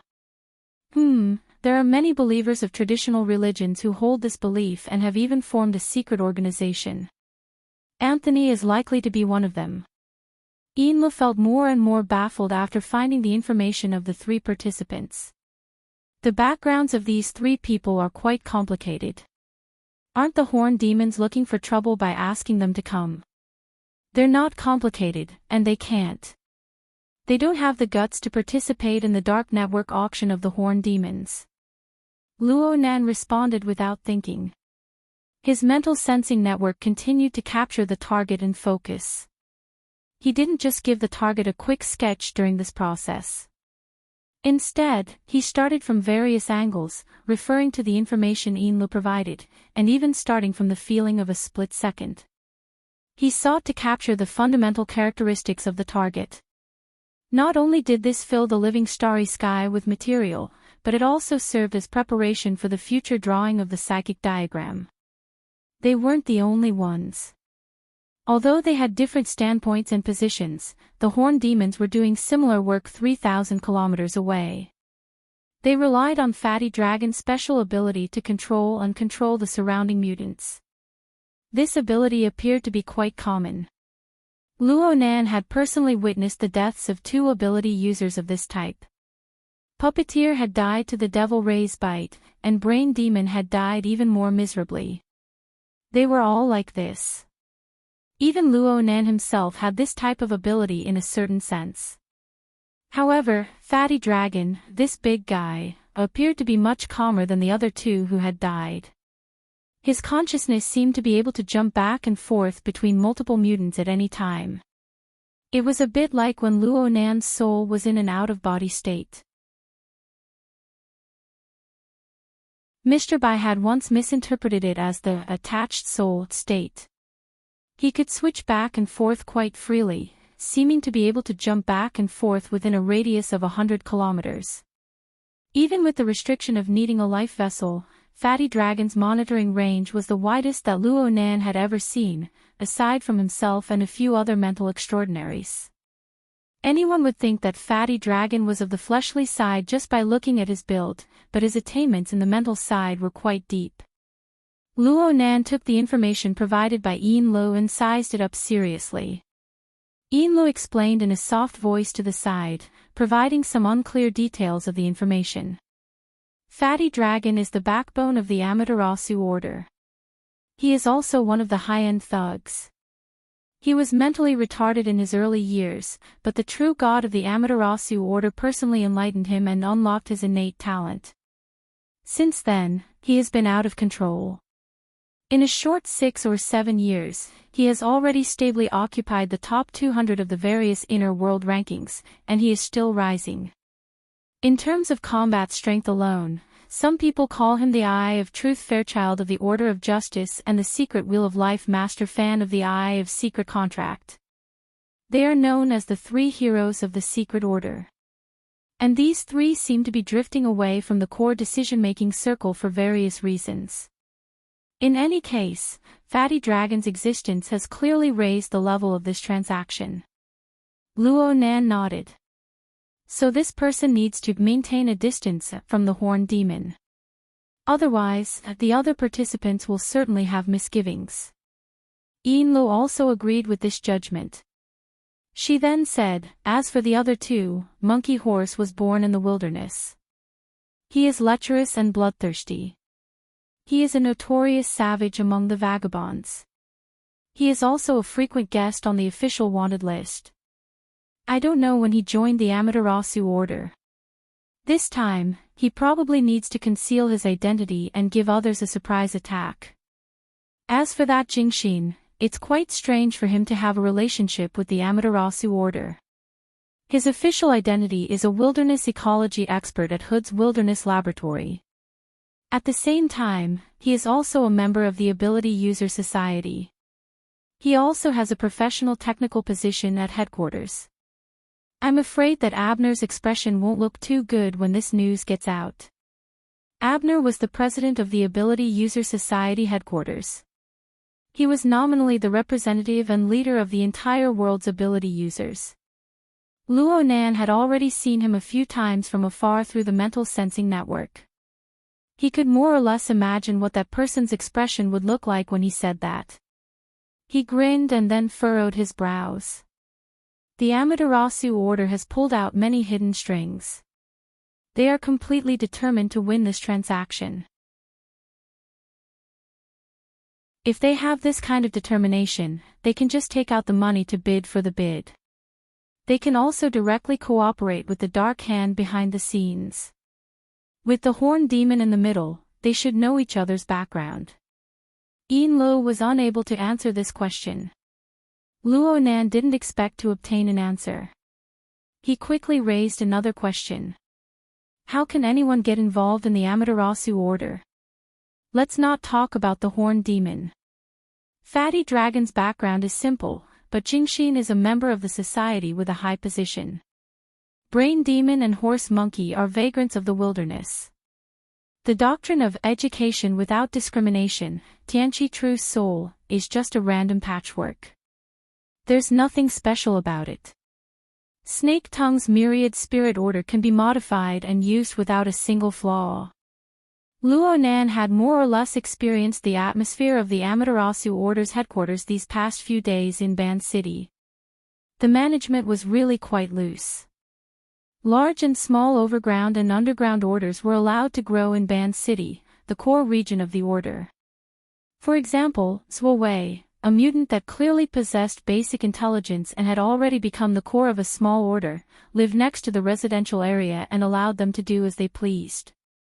It looked quite impressive, but in Spring City, they had to obtain the holy cloak of the Xiao Luo order as soon as possible. They didn't even hesitate to dig up the foundation of the order. Luo Nan still wasn't clear on what kind of logic they followed. Because Luo Nan was racking his brains for the Amaterasu order, the members of the Amaterasu order fell into a rather headache-inducing situation as more and more people appeared to participate in the transaction. Aside from Anthony, Hua Dian, and Gardner, there were other people approaching from different directions and distances. With so many people, it was hard to avoid some bumping and bumping. F***ck me. Black Mist. That bastard who likes to put curses on people. Back in the wilderness, that fellow tormented me until I peed my pants. The horse monkey was thick-skinned. He spoke of his family's embarrassing past like a fart, but the hatred in his words caused the vast, sunny wasteland to seem a bit gloomy. He appeared in a spiritual body state. Jingxin grasped the main point. This fellow is clearly overconfident. You must know that there are 10 people participating in the transaction, including us, right? The horned demon nodded in confirmation. Jingxin continued, most of the 10 people should be on the mental side. They are scheming against the unsuspecting. All of them have the ability to deal with him. It's all too easy for a monkey to take revenge. Jingxin consciously assumed the position of the brains of this four-man group. He pacified Horse Monkey and reminded his companions of a more critical issue. Pay attention to the motorcycle rider that's following Gardner. I can't see his face clearly right now, but I remember the dagger behind his waist. Cui Qinghe, a swordsman from Ji City. He's proficient in close combat assassination. However, he has another identity. He's an Ablatum Knight. Li Taixing, the secret covenant first Ablatum of the Order of Justice, came to Chan City to negotiate. This person was one of the attendants. Before the horned demon and the others could digest this, they heard another question. Who is this person? The one who spoke was Fatty Dragon. He rarely asked a question. At the same time, he used a secret technique to share the image he sensed with his companions. This backpacker. Is he part of the transaction? At nearly the same time, Luo Nan, who was over 3,000 kilometers away, locked onto the last person. The instant the focus was completed, Luo Nan's pen tip froze.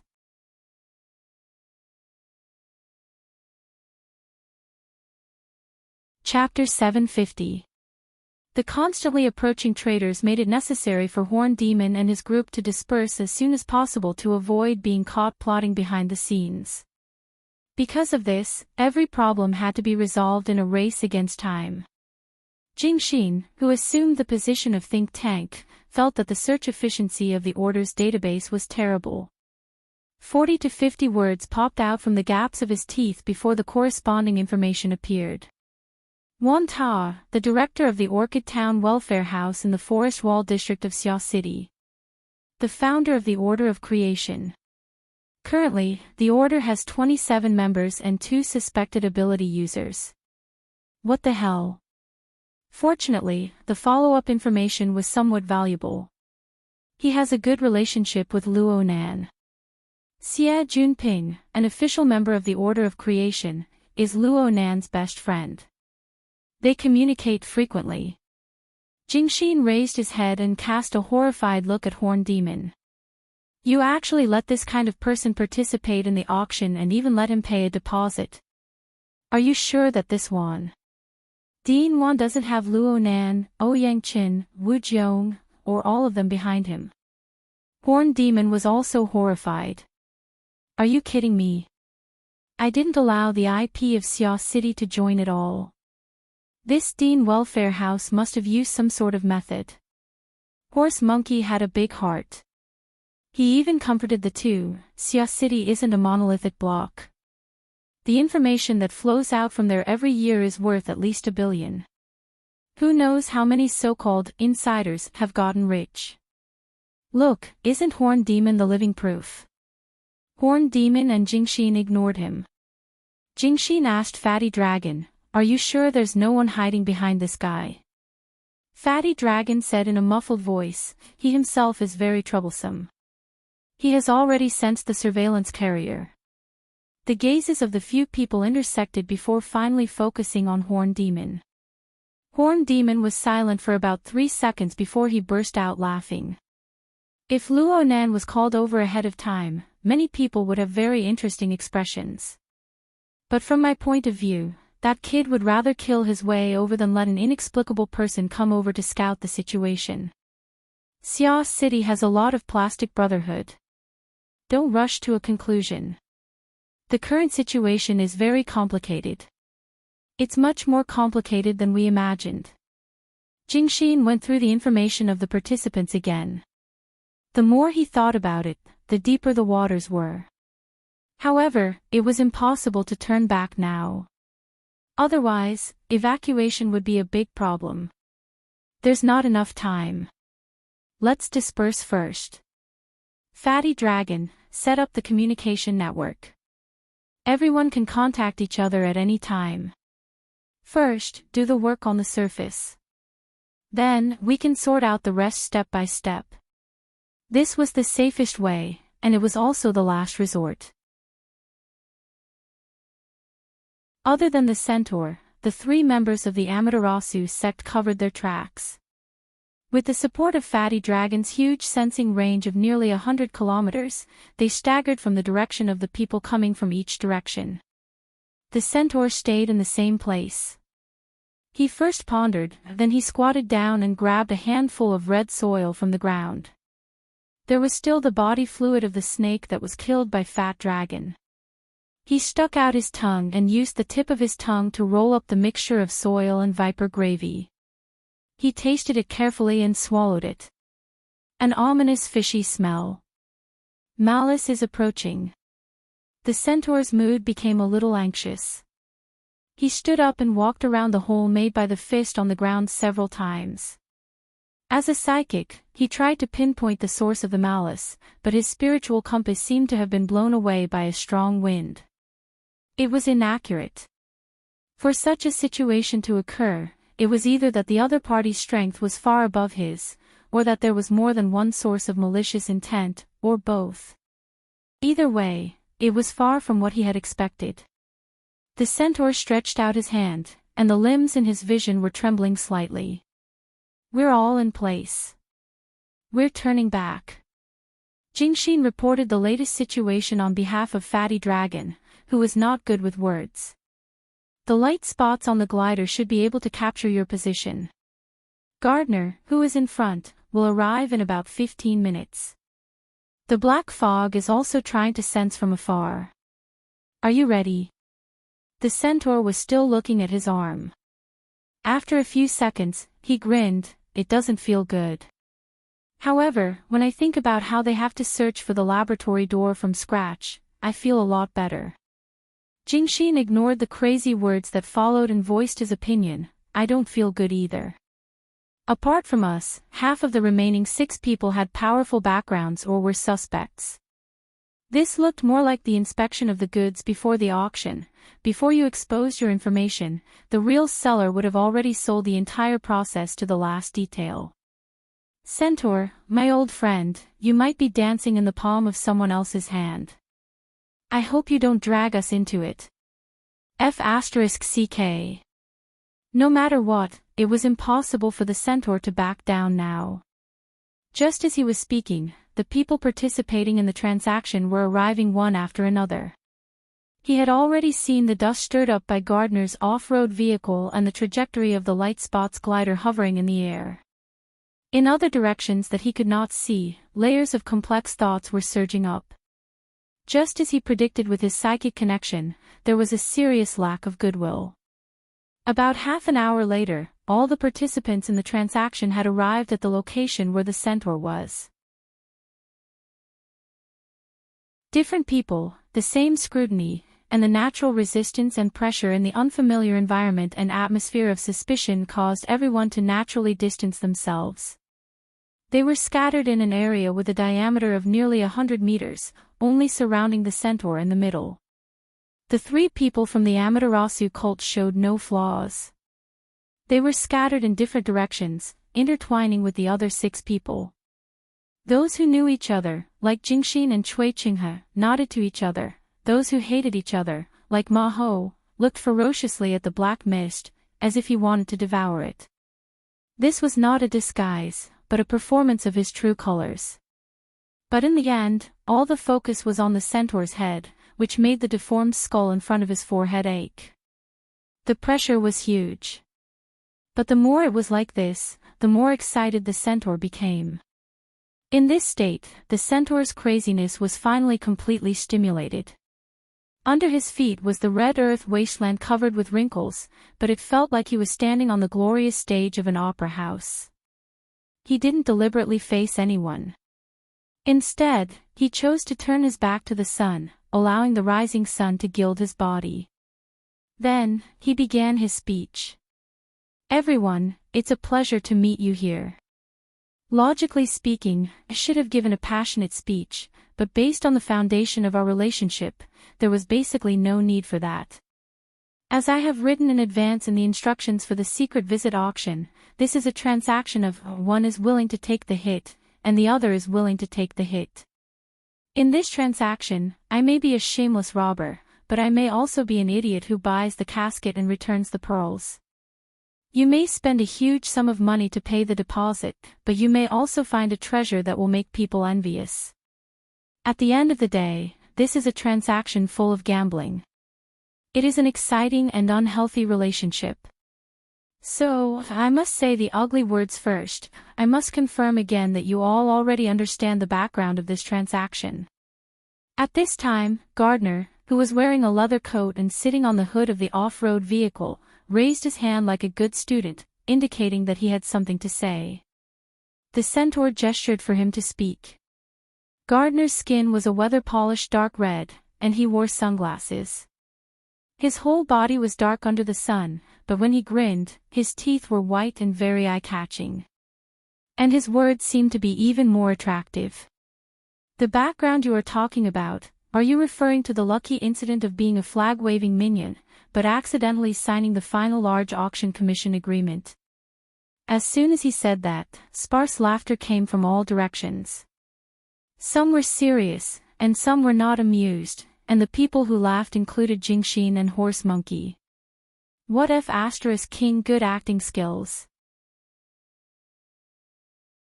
The centaur's cheeks twitched twice, and his eyes slid across Gardner's face like a venomous snake.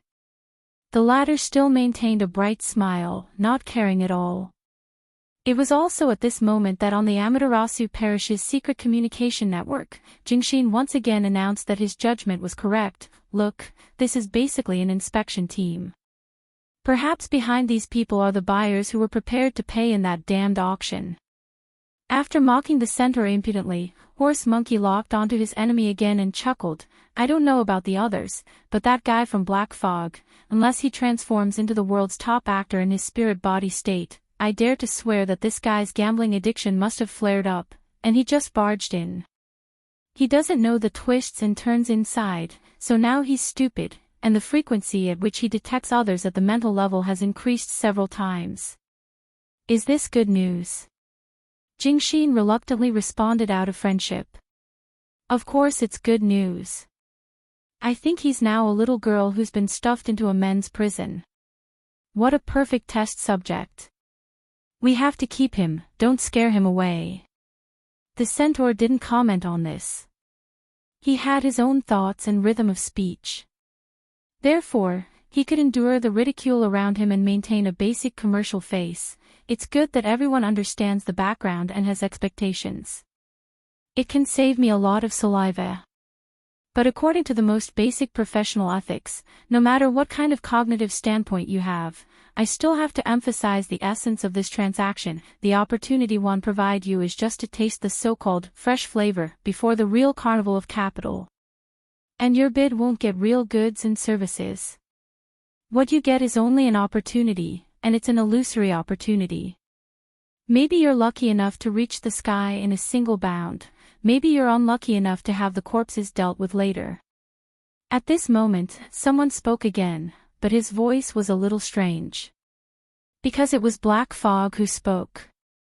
As the only participant who came with a spirit body, he was like his name, like a dark cloud that had sunk to the ground. At this moment, he was using his mind to interfere with the material level, vibrating the air molecules to form a voice. You don't have to be so secretive. I just want to ask, as long as you pay the balance, can you enter Luo Yuandao's wilderness laboratory to explore and search? The information and items found inside can also be taken away at will. Before he finished speaking, Black Fog's heart sank. Because at this moment, more than a dozen gazes shifted over at the same time, and there was a subtle change. Black Fog was a senior B-level powerhouse after all, so he didn't lack experience and scheming. From his point of view, the changes in the gazes of the people around him, even if there were some differences in the details, were similar in essence. There was no need to be precise. Just working together itself was tantamount to excluding him, and it also confirmed the guess in his heart: he had stumbled into a deadly vortex. Mauda was annoyed. It was also his fault for getting carried away by the recent abnormally popular formatting theory, cage theory, and configuration theory.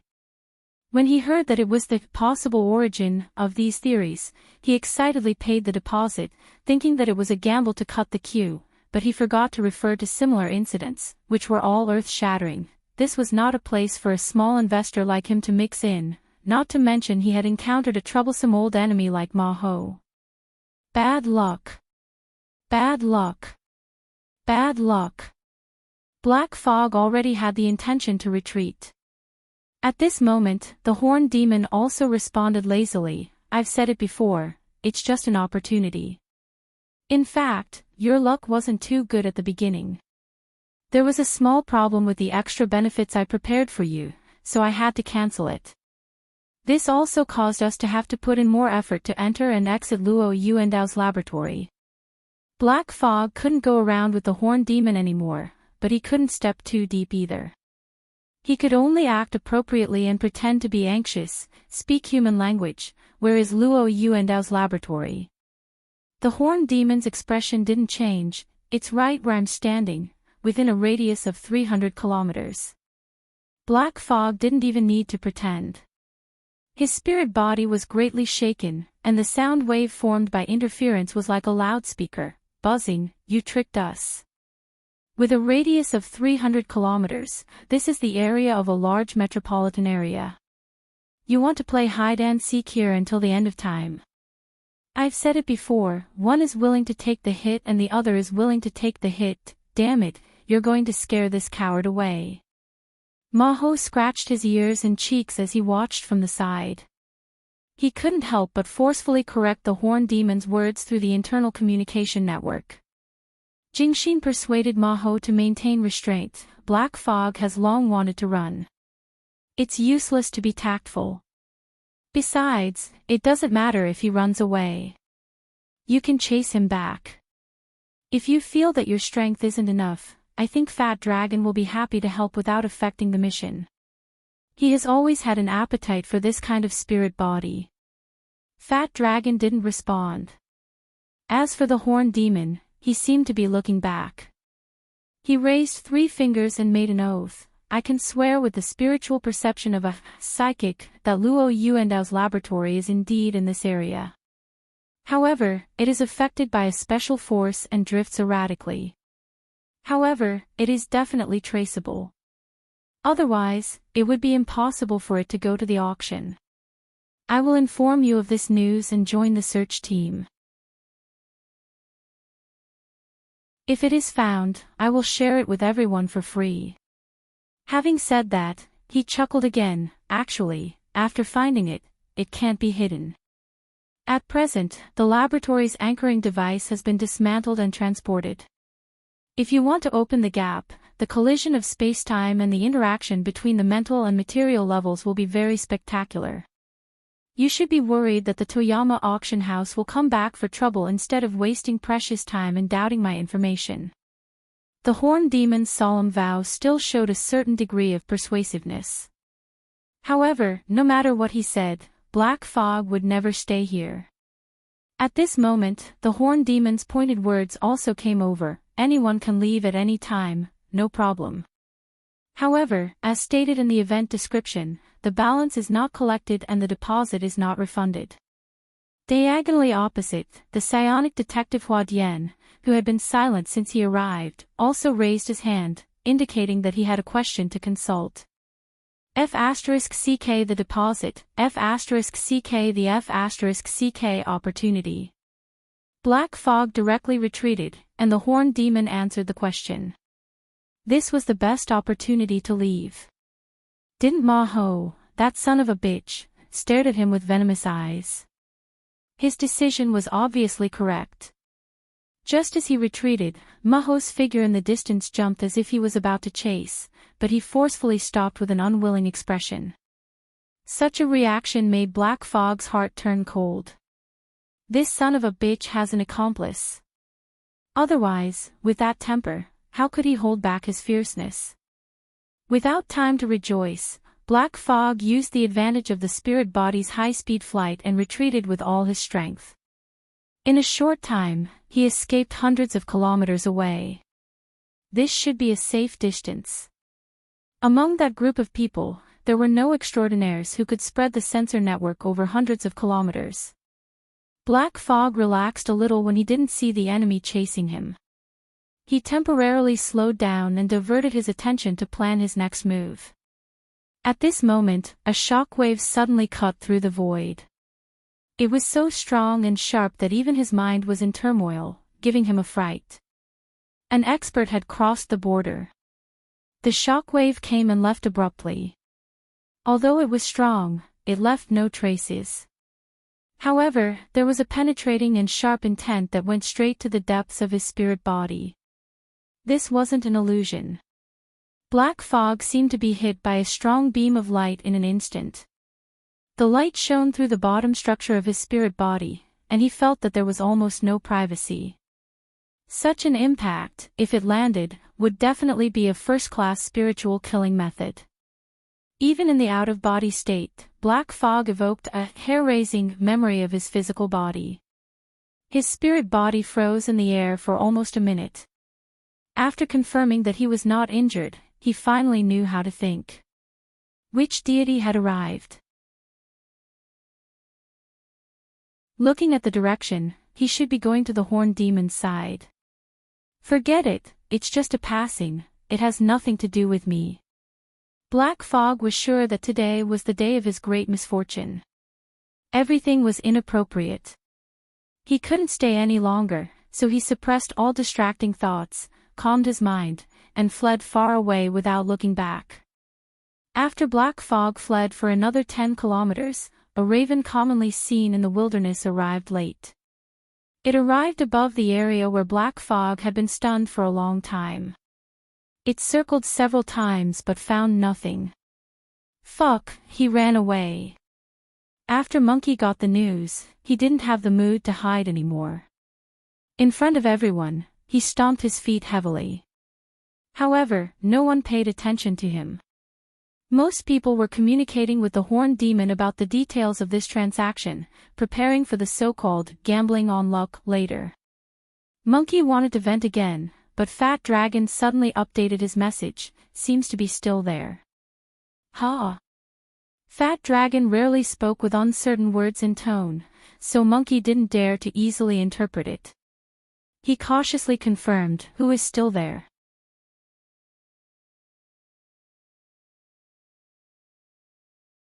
Chapter 751. What an inexplicable fellow.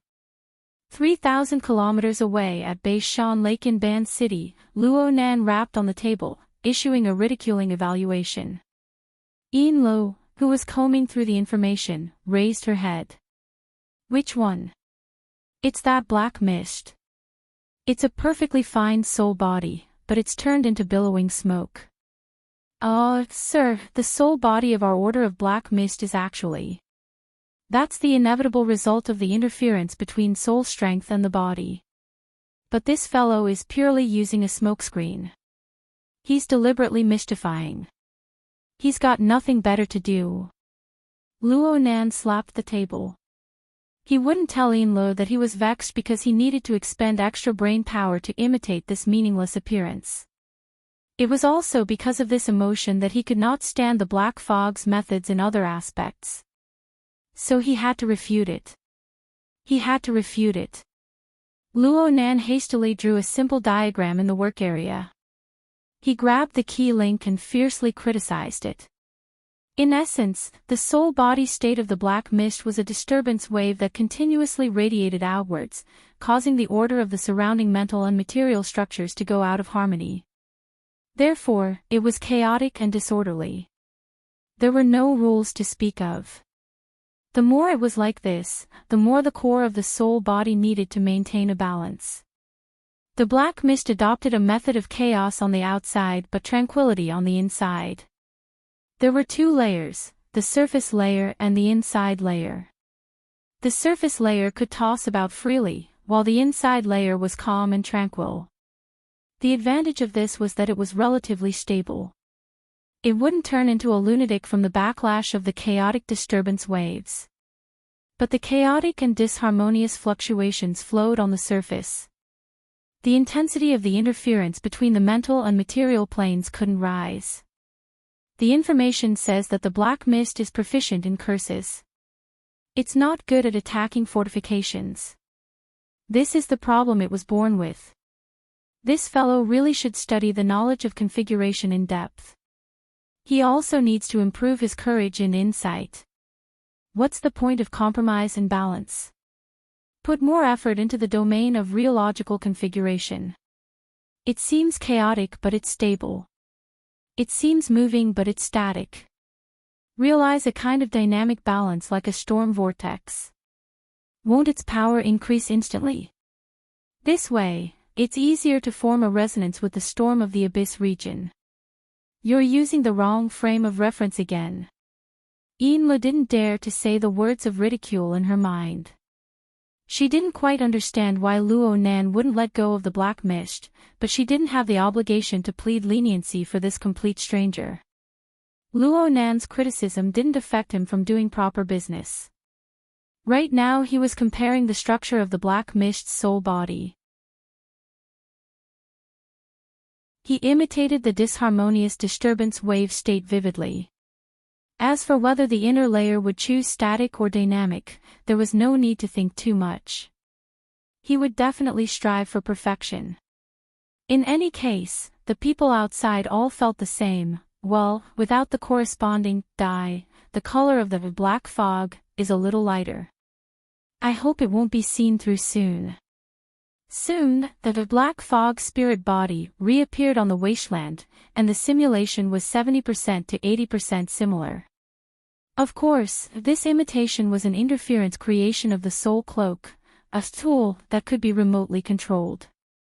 It was still fundamentally different from an out-of-body spirit. The work was a little rough, but the timing wasn't bad. Just as the imitation was completed, the raven that acted as a surveillance carrier flapped its wings and flew past. Luo Nan originally didn't want to be in such a rush. He had already sent Enla to purchase raw materials. He was prepared to make Ruewen go through the trouble of setting up a transmission array in this wasteland and teleporting her fleshly body once more. This way, he could lock onto the coordinates of his grandfather's laboratory and conduct solid research and exploration. However, the plan couldn't keep up with the changes. The centaur actually married two people. After selling the official coordinates to the Toyama auction house, he squeezed out the remaining value from it and fooled a group of people to come over. Luo Nan certainly couldn't just sit and watch. It was a coincidence that he chose to enter as the Black Fog. He also had some helplessness. Coincidentally, this black fog was more suitable for him to temporarily impersonate. He didn't need to go through the link of the transmission array. He was helpless because of Dean Wan Ta Wan's sudden appearance. Luo Nan still didn't understand why Wan Ta Wan would meddle in this matter. However, he was fully aware that this staunch materialist's sensitivity towards the changes in the material world was simply outrageous. The condensation ring as the foundation of the soul cloak had an effect on the water molecules in the surrounding environment. Others couldn't sense it, but it had already attracted Dean Wan's attention, just like Luo Yuan did a few days ago. Luo Nan still wanted to cover up a bit before clarifying Dean Wan's position. The necessary and unnecessary disguise was completed, but Luo Nan was a bit vexed for a time. What should he do next? The standard answer was to find the entrance to his grandfather's laboratory, to explore and protect it. However, the current situation was that Luo Nan had started searching long before he could analyze and impersonate the black fog. Luo Nan had already done several rounds of investigations while the centaur was spouting nonsense. Presumably, none of the participants were like him. Their perception could easily cover a radius of 300 kilometers. However, the preliminary investigations didn't yield any results. Luo Nan was worried that the centaur was talking irresponsibly. The radius of 300 kilometers was just an imaginary number. He expanded it by another 200 kilometers. Within 1,000,000 square kilometers, from the stratosphere to nearly 100 meters underground, Luo Nan had practically searched the entire area. However, he still didn't find any traces of a laboratory door. Actually, this was the source of Luo Nan's vexed mood. The centaur's speech and explanation were nearing the end. Right now, he was using Cui Qinghe's question to make a conclusion about Luo Yuandao's wilderness laboratory. I believe that this laboratory is very likely to be a half-plane. I don't need a noun to explain something like this. It's more or less similar to the deep blue world or the Pacific Ocean right now. Of course, the scale can't be compared at all. You can view it as a cave, but there's no mountain base. There's only some sort of space-time depression or remnant. The centaur created his own noun without any burden. He cackled, I can't say more about the specifics. When we get there, we'll see if we understand. If we don't understand, then we don't understand.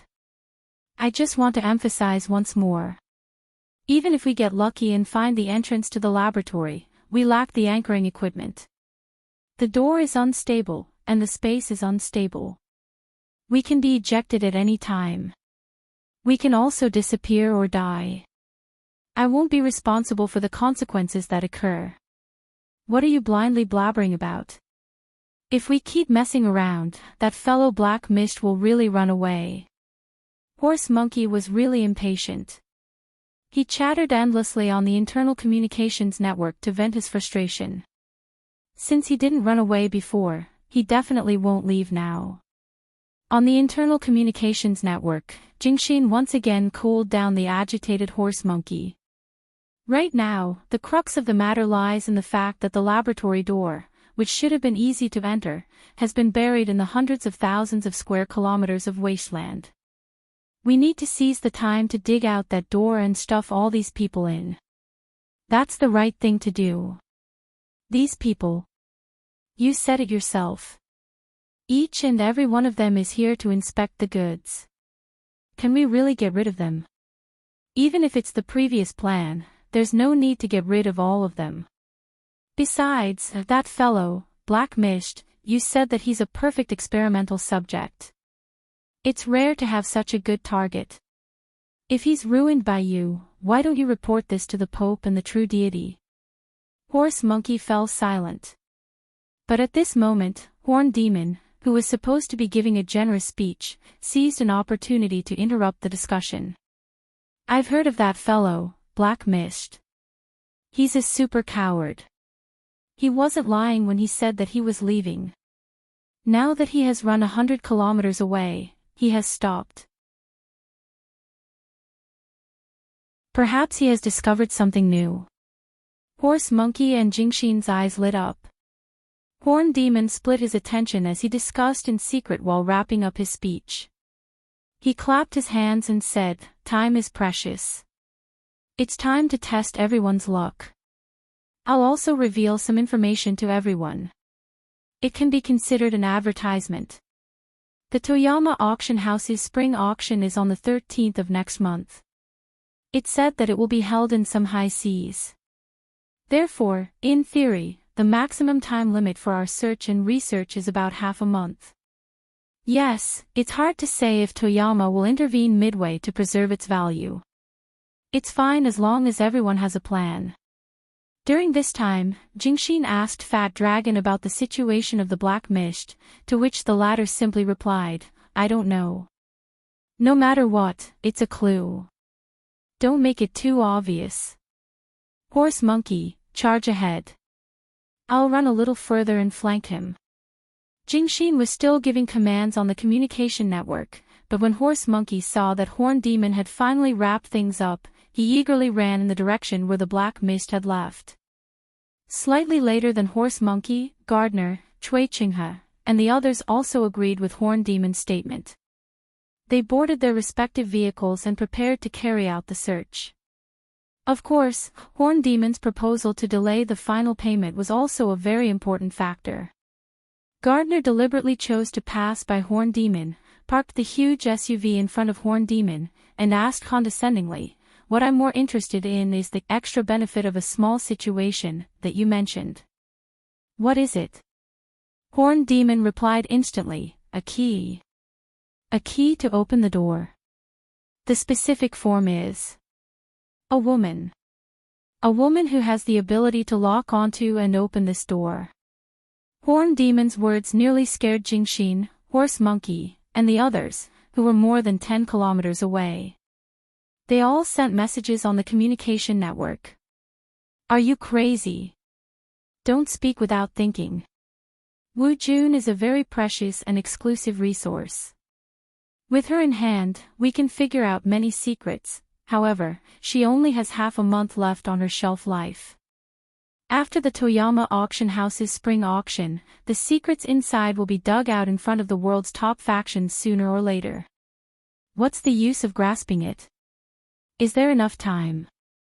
Or is the parish preparing to bid? Or do you really think that the goddess of luck is my lover and that you can get her easily?" Horn Demon's words choked Jingxin and Horse Monkey. With Fat Dragon not expressing his stance, no one could stop him. On the SUV, Gardner's interest was piqued. "Do you have more detailed information?" "Of course." Hua Dian, who had been wandering around, turned back at some point in time and joined the conversation. "I also wish to obtain a piece of information to satisfy my curiosity." "Me too." Cui Chinghe's motorcycle also drove over. Horn Demon chuckled. No problem, no problem. Everyone who sees it has a share." The information transfer was quickly completed. Gardner was satisfied. He stepped on the accelerator, and the SUV stirred up a cloud of dust as it brushed past Horn Demon. He laughed and gave a thumbs up. "Happy sharing." Horn Demon stood like a nail in the flying dust, staring at the SUV in the distance. The smile on his lips did not diminish, but it became more and more distorted.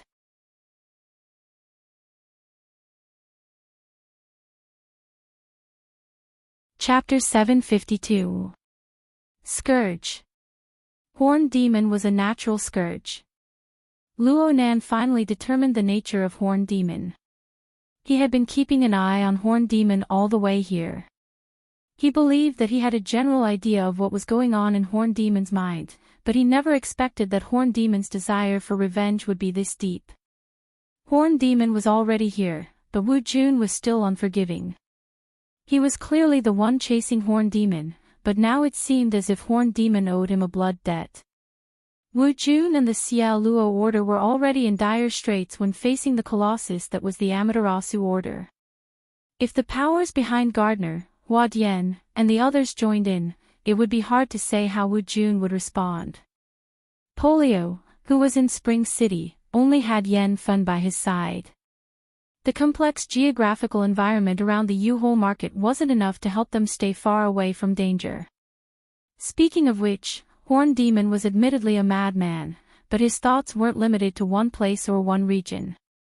Instead, he could casually jump out of a rut and think about problems from the big picture. Perhaps the thoughts of a madman were more divergent, or perhaps he wished for the world to be in chaos.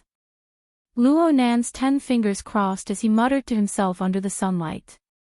Her Majesty Empress Wu's theory of being a match for 10,000 had awakened him early on, and he had the support of the mental sensor network that covered the entire world. His foundation was deep and broad, but Luo Nan had been affected by the counterexample of Snake Tongue in this series of events. Only then did he suddenly realize that he wasn't afraid of the danger of being devoured by extraordinaries.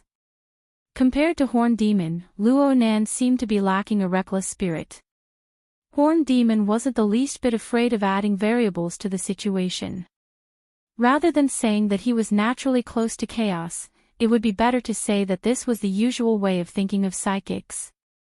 After all, psychics always had the talent and self-confidence to pluck clues from chaos. Of course, this was an implicit way of saying it. Looking at it from a different angle, it could be described as a headstrong person who couldn't see the big picture. If he couldn't come up with a logical and rigorous plan, then rolling in the mud with the enemy would be pretty good. During this process, he could use his rich combat experience to overwhelm the enemy. Yes, he had learned a move. It could be said that when three people walk together, there will always be a teacher. Luo Nan didn't fly into a rage out of humiliation from being taught by Horn Demon. On the contrary, the frustration from not being able to find the door to the laboratory had shifted quite a bit. That's right, it was a transfer. Luo Nan's inspiration was stimulated by the muddy pawn technique of the Horn Demon. It also spurred his emotions. Accomplishing things was hard, but destroying things was far too easy. It seems that I'm very far away from the mud pool. Even the centaur dares to play like this inside. It should be fine for me to throw a stinky egg far away, right? Within Luo Nan's sensory network, the skinny face that came from Maho's face was suffused with an excited and cruel green light. It was practically overflowing, and Luo Nan felt a wave of annoyance when he saw it. The Amaterasu Order, as well as the forces behind them, had the guts to lay their hands on his grandfather's laboratory. They should be prepared to face the consequences. Wait a minute, isn't it too easy for them to just have rotten eggs? Luo Nan suddenly stood up on the yacht Ray in Ban City's Beishan Lake. He walked in circles within the limited deck area of the sunlight area. Yin Luo raised her head in astonishment. She first believed that Luo Nan had encountered some unsolvable problem, but after carefully observing him a few times, she felt that something was off. Looking at that wide grin on his face, he seemed to have fallen into some kind of indescribable excitement and was unable to extricate himself for a moment. Yin Luo opened her mouth, but in the end, she decided to remain silent. This was because Luo Nan had walked a few circles at lightning speed before sitting back in his original position. He wrote vigorously in the virtual work area, sketching out blueprints. Luo Nan was skilled in the application of lines, and he had a vast and broad observation perspective. Therefore, Luo Nan was able to outline the topography of the Red Earth wasteland over 3,000 kilometers away with just a few strokes. It was hard not to be scribbled, but the necessary details weren't lacking at all. The larger ditches, underground rivers, surface lakes, waterways, and so on were all marked. The range was delineated, and then came the scattered combinations of dots, lines, and surfaces. They endlessly tumbled, wandered, joined, and combined within the virtual work area. The complex structure was constructed within 2 or 3 breaths of time. It even made Yin Luo feel dizzy. The heavens took pity on her. Yin Luo only seriously considered the logical relationship between a few details. She had crammed a lot of knowledge on configuration during this time. Regardless of its practical value, it was a shortcut to get closer to Luo Nan. But what this shortcut brought her was dizziness, and even the structure of her body and soul was about to be shaken and overturned. Yin Luo hurriedly closed her eyes. She didn't dare to look. Clearly, the gap between her and Luo Nan was too great. She was completely unqualified to evaluate on the technical level. She didn't even have the qualifications to review it. Therefore, she could only consider and judge from a more simple and intuitive perspective. Let's first set up a reference. Yin Luo had a hand-drawn draft of Luo Nan's in her hands. It was the illustration he had made when he explained the connection of energy between Snake Tongue and Mr. Zweimen. Yin Luo once believed that it would be one of the most complex blueprints she had ever seen in her life. But now, the configuration diagram, which had just begun to be drawn, looked to be several times more complex than the previous draft. Yin Luo really couldn't hold back the curiosity in her heart. She waited for a moment when Luo Nan stopped drawing and asked softly, "Mister, you're I'm building a muddy pond. Ha! I'm building a muddy pond. Let's see how those people roll around. Let's do this for now. I'll make a simple diagram. I'll fill in the details later. Yinlu subconsciously narrowed her eyes. She quickly shot a glance at the virtual work area. Forgive her for not having a high level of understanding, but the combination of configurations that made her dizzy were really hard to relate to the so-called simple diagram. A distance of 100 kilometers was actually nothing to the feet of a B-rank powerhouse. The amount of time Luo Nan spent fiddling with the configuration was enough for Horse Monkey to cross the wasteland and close the distance between the two to within 20 kilometers. Horse Monkey knew the depths of the black mist. The process of chasing and killing in his early years made him very clear that the black mist didn't excel in mental senses. The limit of the black mist's sensing radius was approximately 300 meters. Moreover, it was very unstable. However, the warning trigger line constructed on this basis could reach as far as 10 kilometers away. It was worthy of the evaluation of a coward. For the sake of not alerting the snake, Horse Monkey suppressed the simple thought process of walking straight ahead. He very cautiously stopped 15 kilometers away and contacted Fatty Dragon once more to confirm the current situation of the black mist. Fatty Dragon expressed, "He's still there. He's always been there." Yes. He's been there for at least 20 minutes. He doesn't advance, he doesn't retreat. It doesn't seem like his style. Suspicion rose in Horse Monkey's heart. Now that he was mulling over it, it was getting closer and closer to the speculation of the Horn Demon. Could it be that the black mist had some dog's hit luck and had really discovered something? He disappeared. Fatty Dragon suddenly updated his information. Horse Monkey was startled, he ran away again. He disappeared. Fatty Dragon said the same words, but his mood was a bit more serious. Horse Monkey thought of many scenarios in the blink of an eye, but none of them were reliable. While he was in a daze, his extraordinary intuition, formed from years of experience in the wasteland, suddenly awakened and rang in his mind. At the same time, the air in the surrounding area vibrated. There was a clear change in the lighting of the external environment. The shadow was like a canopy, covering his head. Horse Monkey raised his head in shock as he followed the vibrating sound and the angle of the light shadow. He saw a rolling black cloud appear 30 meters in the sky. It was unknown when, but it was dark and gloomy. From time to time, it would change between light and dark.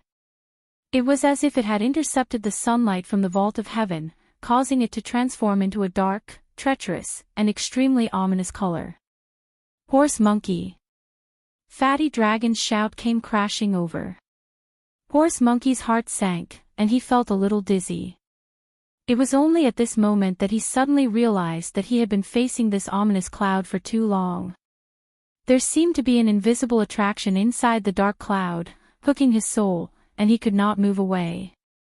This is bad. After waking up, Horse Monkey reacted instinctively. Faced with the seemingly harmless dark cloud, he immediately bounced backward, wanting to get out of the shadow formed by the dark cloud. It was also at this moment that a ray of light shone down from the dark cloud. The color was so frivolous that it was like a nightclub spotlight with a spot lens. However, it did not give him any time to think or react. It hit its mark. Horse Monkey was momentarily dazed. He leaped backward, which he would not make a mistake even if he had done it hundreds or thousands of times, inexplicably turned into a ridiculous and laughable diving error. The world spun around him, and then his face was forcefully smashed into the dry, hard red soil. It's a curse. Horse Monkey was glad that he could still make an accurate judgment, and his state of mind was still fine. Against the black mist, this was an acceptable price to pay. He did not even think about his ridiculous mistake. Instead, he rolled on the ground and adjusted his posture. At the same time, his soul power reached into the abyss, and he prayed to the Fusang divine tree that was already in position. The Fusang divine tree system of the Amaterasu cult was said to have 10 parallel suns. Each sun will represented a stairway to the heavens of the divine treasure. Even most of the believers, including Horse Monkey, could not reach the highest level of the ladder to receive the supreme divine treasures into their bodies. However, even the branches, leaves, and roots that had absorbed a little bit of divine power still possessed power that ordinary aptitude users could not imagine.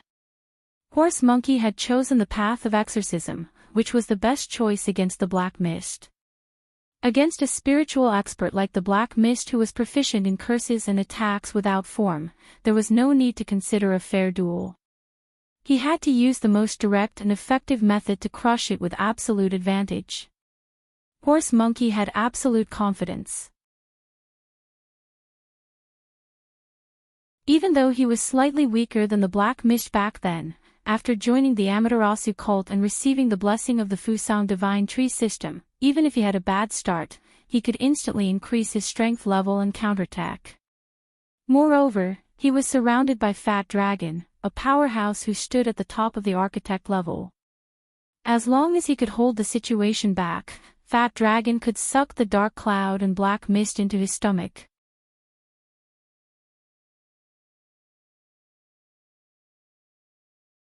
Chapter 753. The prayers on the spiritual level, the physical mudra, and the secret words had all been uttered. However, the coordinated movements of body, mouth, and mind, which should have been one, had inexplicably turned into a clumsy performance. No matter how casual the Amaterasu cult was, the power of the fundamental system of divine treasures was not something that could be easily summoned. Maho did not even understand why his most secretive thoughts would instantly jump to a completely irrelevant and absurd concept. He had already lost his last chance to link with the system of the Fusang divine tree. The follow-up attack of the black fog arrived. Countless cursed rays rained down on him like a storm, crashing into his body and his mind, drowning him in an instant. Initially, Maho still wanted to struggle, but under the effect of the curse, his sense of coordination and balance had been completely destroyed. Any slight exertion of force would result in a conflict with the movements of the upper and lower parts of the body, and it would lead to unpredictable consequences. His struggle had become a fatal catalyst. In a breath's time, he had completely fallen into a disorderly nightmare from the inside out, from his soul to his body. Every muscle was twitching and trembling, and every nerve had turned into a dancing snake. There was no logic to speak of. Even though he was stuck to the dry and hard ground, he could still enter a state of extreme excitement. He subconsciously wriggled up and down on the ground, then shivered and lay on the ground, like an old dog that had its final radiance. Save me! Maho could no longer care about anything else. He tried to call for help, but all that came out of his throat were meaningless grunts. He wanted to project his thoughts to the internal communication network, but his mind was also messed up by the swarm of distracting thoughts. If this continued, Maho suspected that the structure of his body and soul would fall apart at any time. Before that happened, his will was already on the verge of collapse. Suddenly, a bang sound exploded in his ears. The horse monkey had no idea where he came from, but right after that, the endless rays of cursed light were suddenly cut off. It seemed like it. The horse monkey's senses had dropped to the lowest point ever since he was born. He could only vaguely feel that his chaotic, disordered, and disorderly state seemed to have been alleviated. The stench of saliva, blood, and mud on his face finally stimulated his corresponding senses. Of course, there was also the feeling of stickiness. Maho didn't even need to look in the mirror to know that his snot, tears, and blood were mixed with mud on his face. He subconsciously turned over, and he actually succeeded. Sunlight shone down, and the shadow that covered his body and soul in the middle had disappeared at some point. But then, warm liquid drops and broken feathers sprinkled on his face and body like burrs. As for this logical relationship, he no longer had the energy to think about it. He panted heavily, and it was only then that he felt the torment of his internal organs. A strong feeling of nausea and the feeling of losing control worked together. A stream of heat gushed out from his throat, eyes, and even his nostrils, like a fountain. But in essence, it was the filth stored in his stomach. It sprayed high, but in the blink of an eye, it sprayed all over his face. "I'll kill you. I'll kill you." Ma-Ho mumbled as he opened and closed his mouth, but the filth poured in again. He screamed and jumped up without caring about anything else.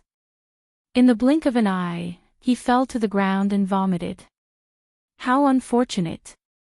"Are you all right?" Jingxin's concern came late, but he didn't appear. His true body was still 30 kilometers away, and he only sent his greetings through the internal communication network.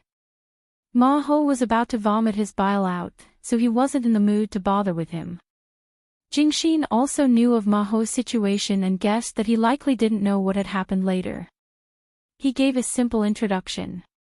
Fat Dragon exploded the surveillance vessel and used his flesh and blood to cast a curse that struck the black fog. That fellow was likely injured, but he still managed to escape. Fat Dragon is searching, but there's not much hope. Phew. Phew, Ma-Ho was still panting heavily. He didn't expect Fat Dragon to avenge him, nor did he expect Jingxin to help him up. They addressed each other as brothers only because of the need for action.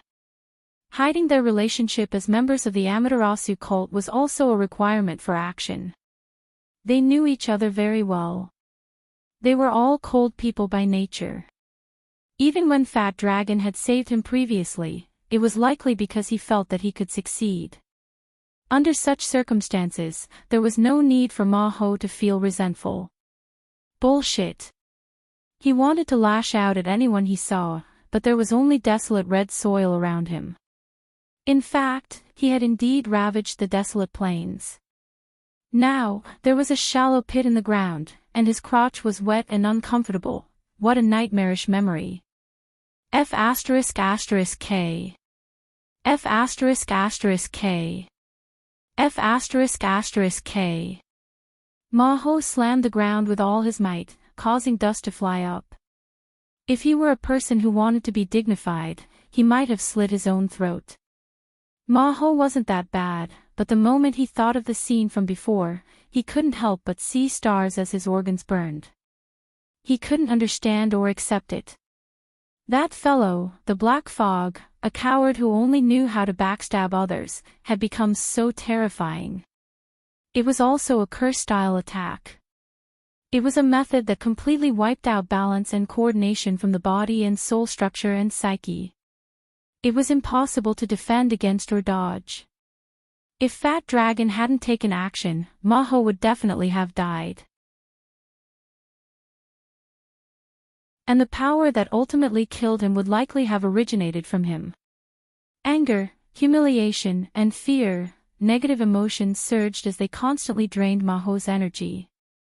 He had no intention of getting up. At that moment, Jingxin urged him. "Are you feeling better?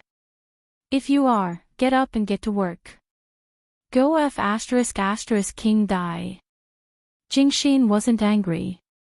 "Were you beaten up by the Black Fog again? Alright, let's be serious. Go take a look at the spot where the Black Fog was previously."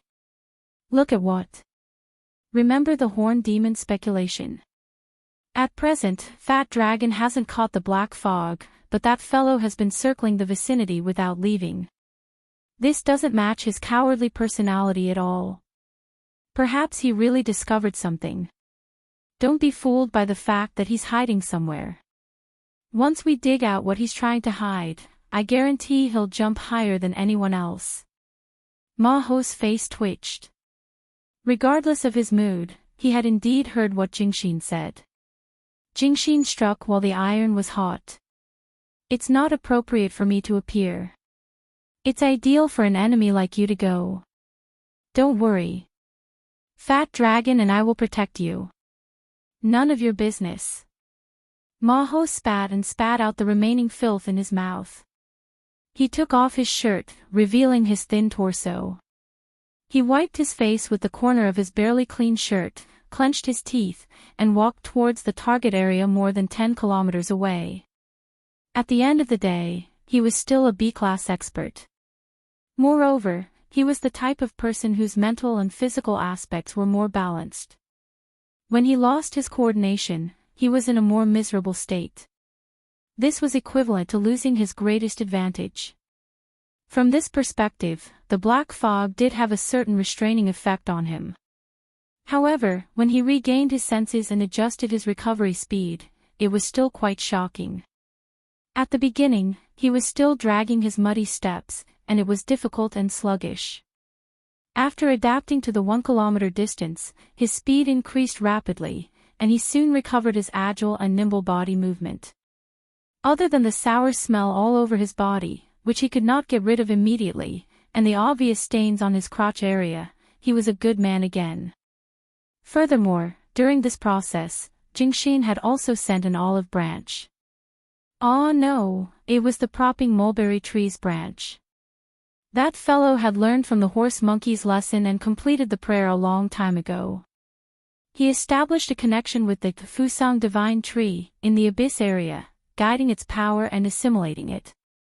At this moment, he connected with the horse monkey and shared a portion of his perception. He could also use the power of the Fusang divine tree to help the horse monkey gradually stabilize its emotions. When they were still 2 to 3 kilometers away from the target, Jingxin suddenly said, "Something's wrong." Black fog. The horse monkey's hair nearly stood on end. No, it's just that the feeling here is very different from other places.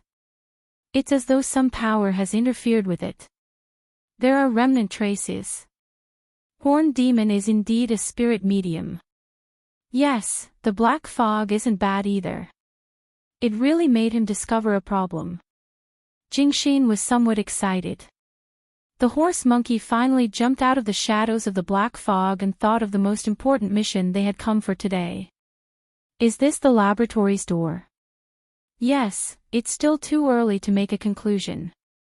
We need to observe further, but the possibility is very high.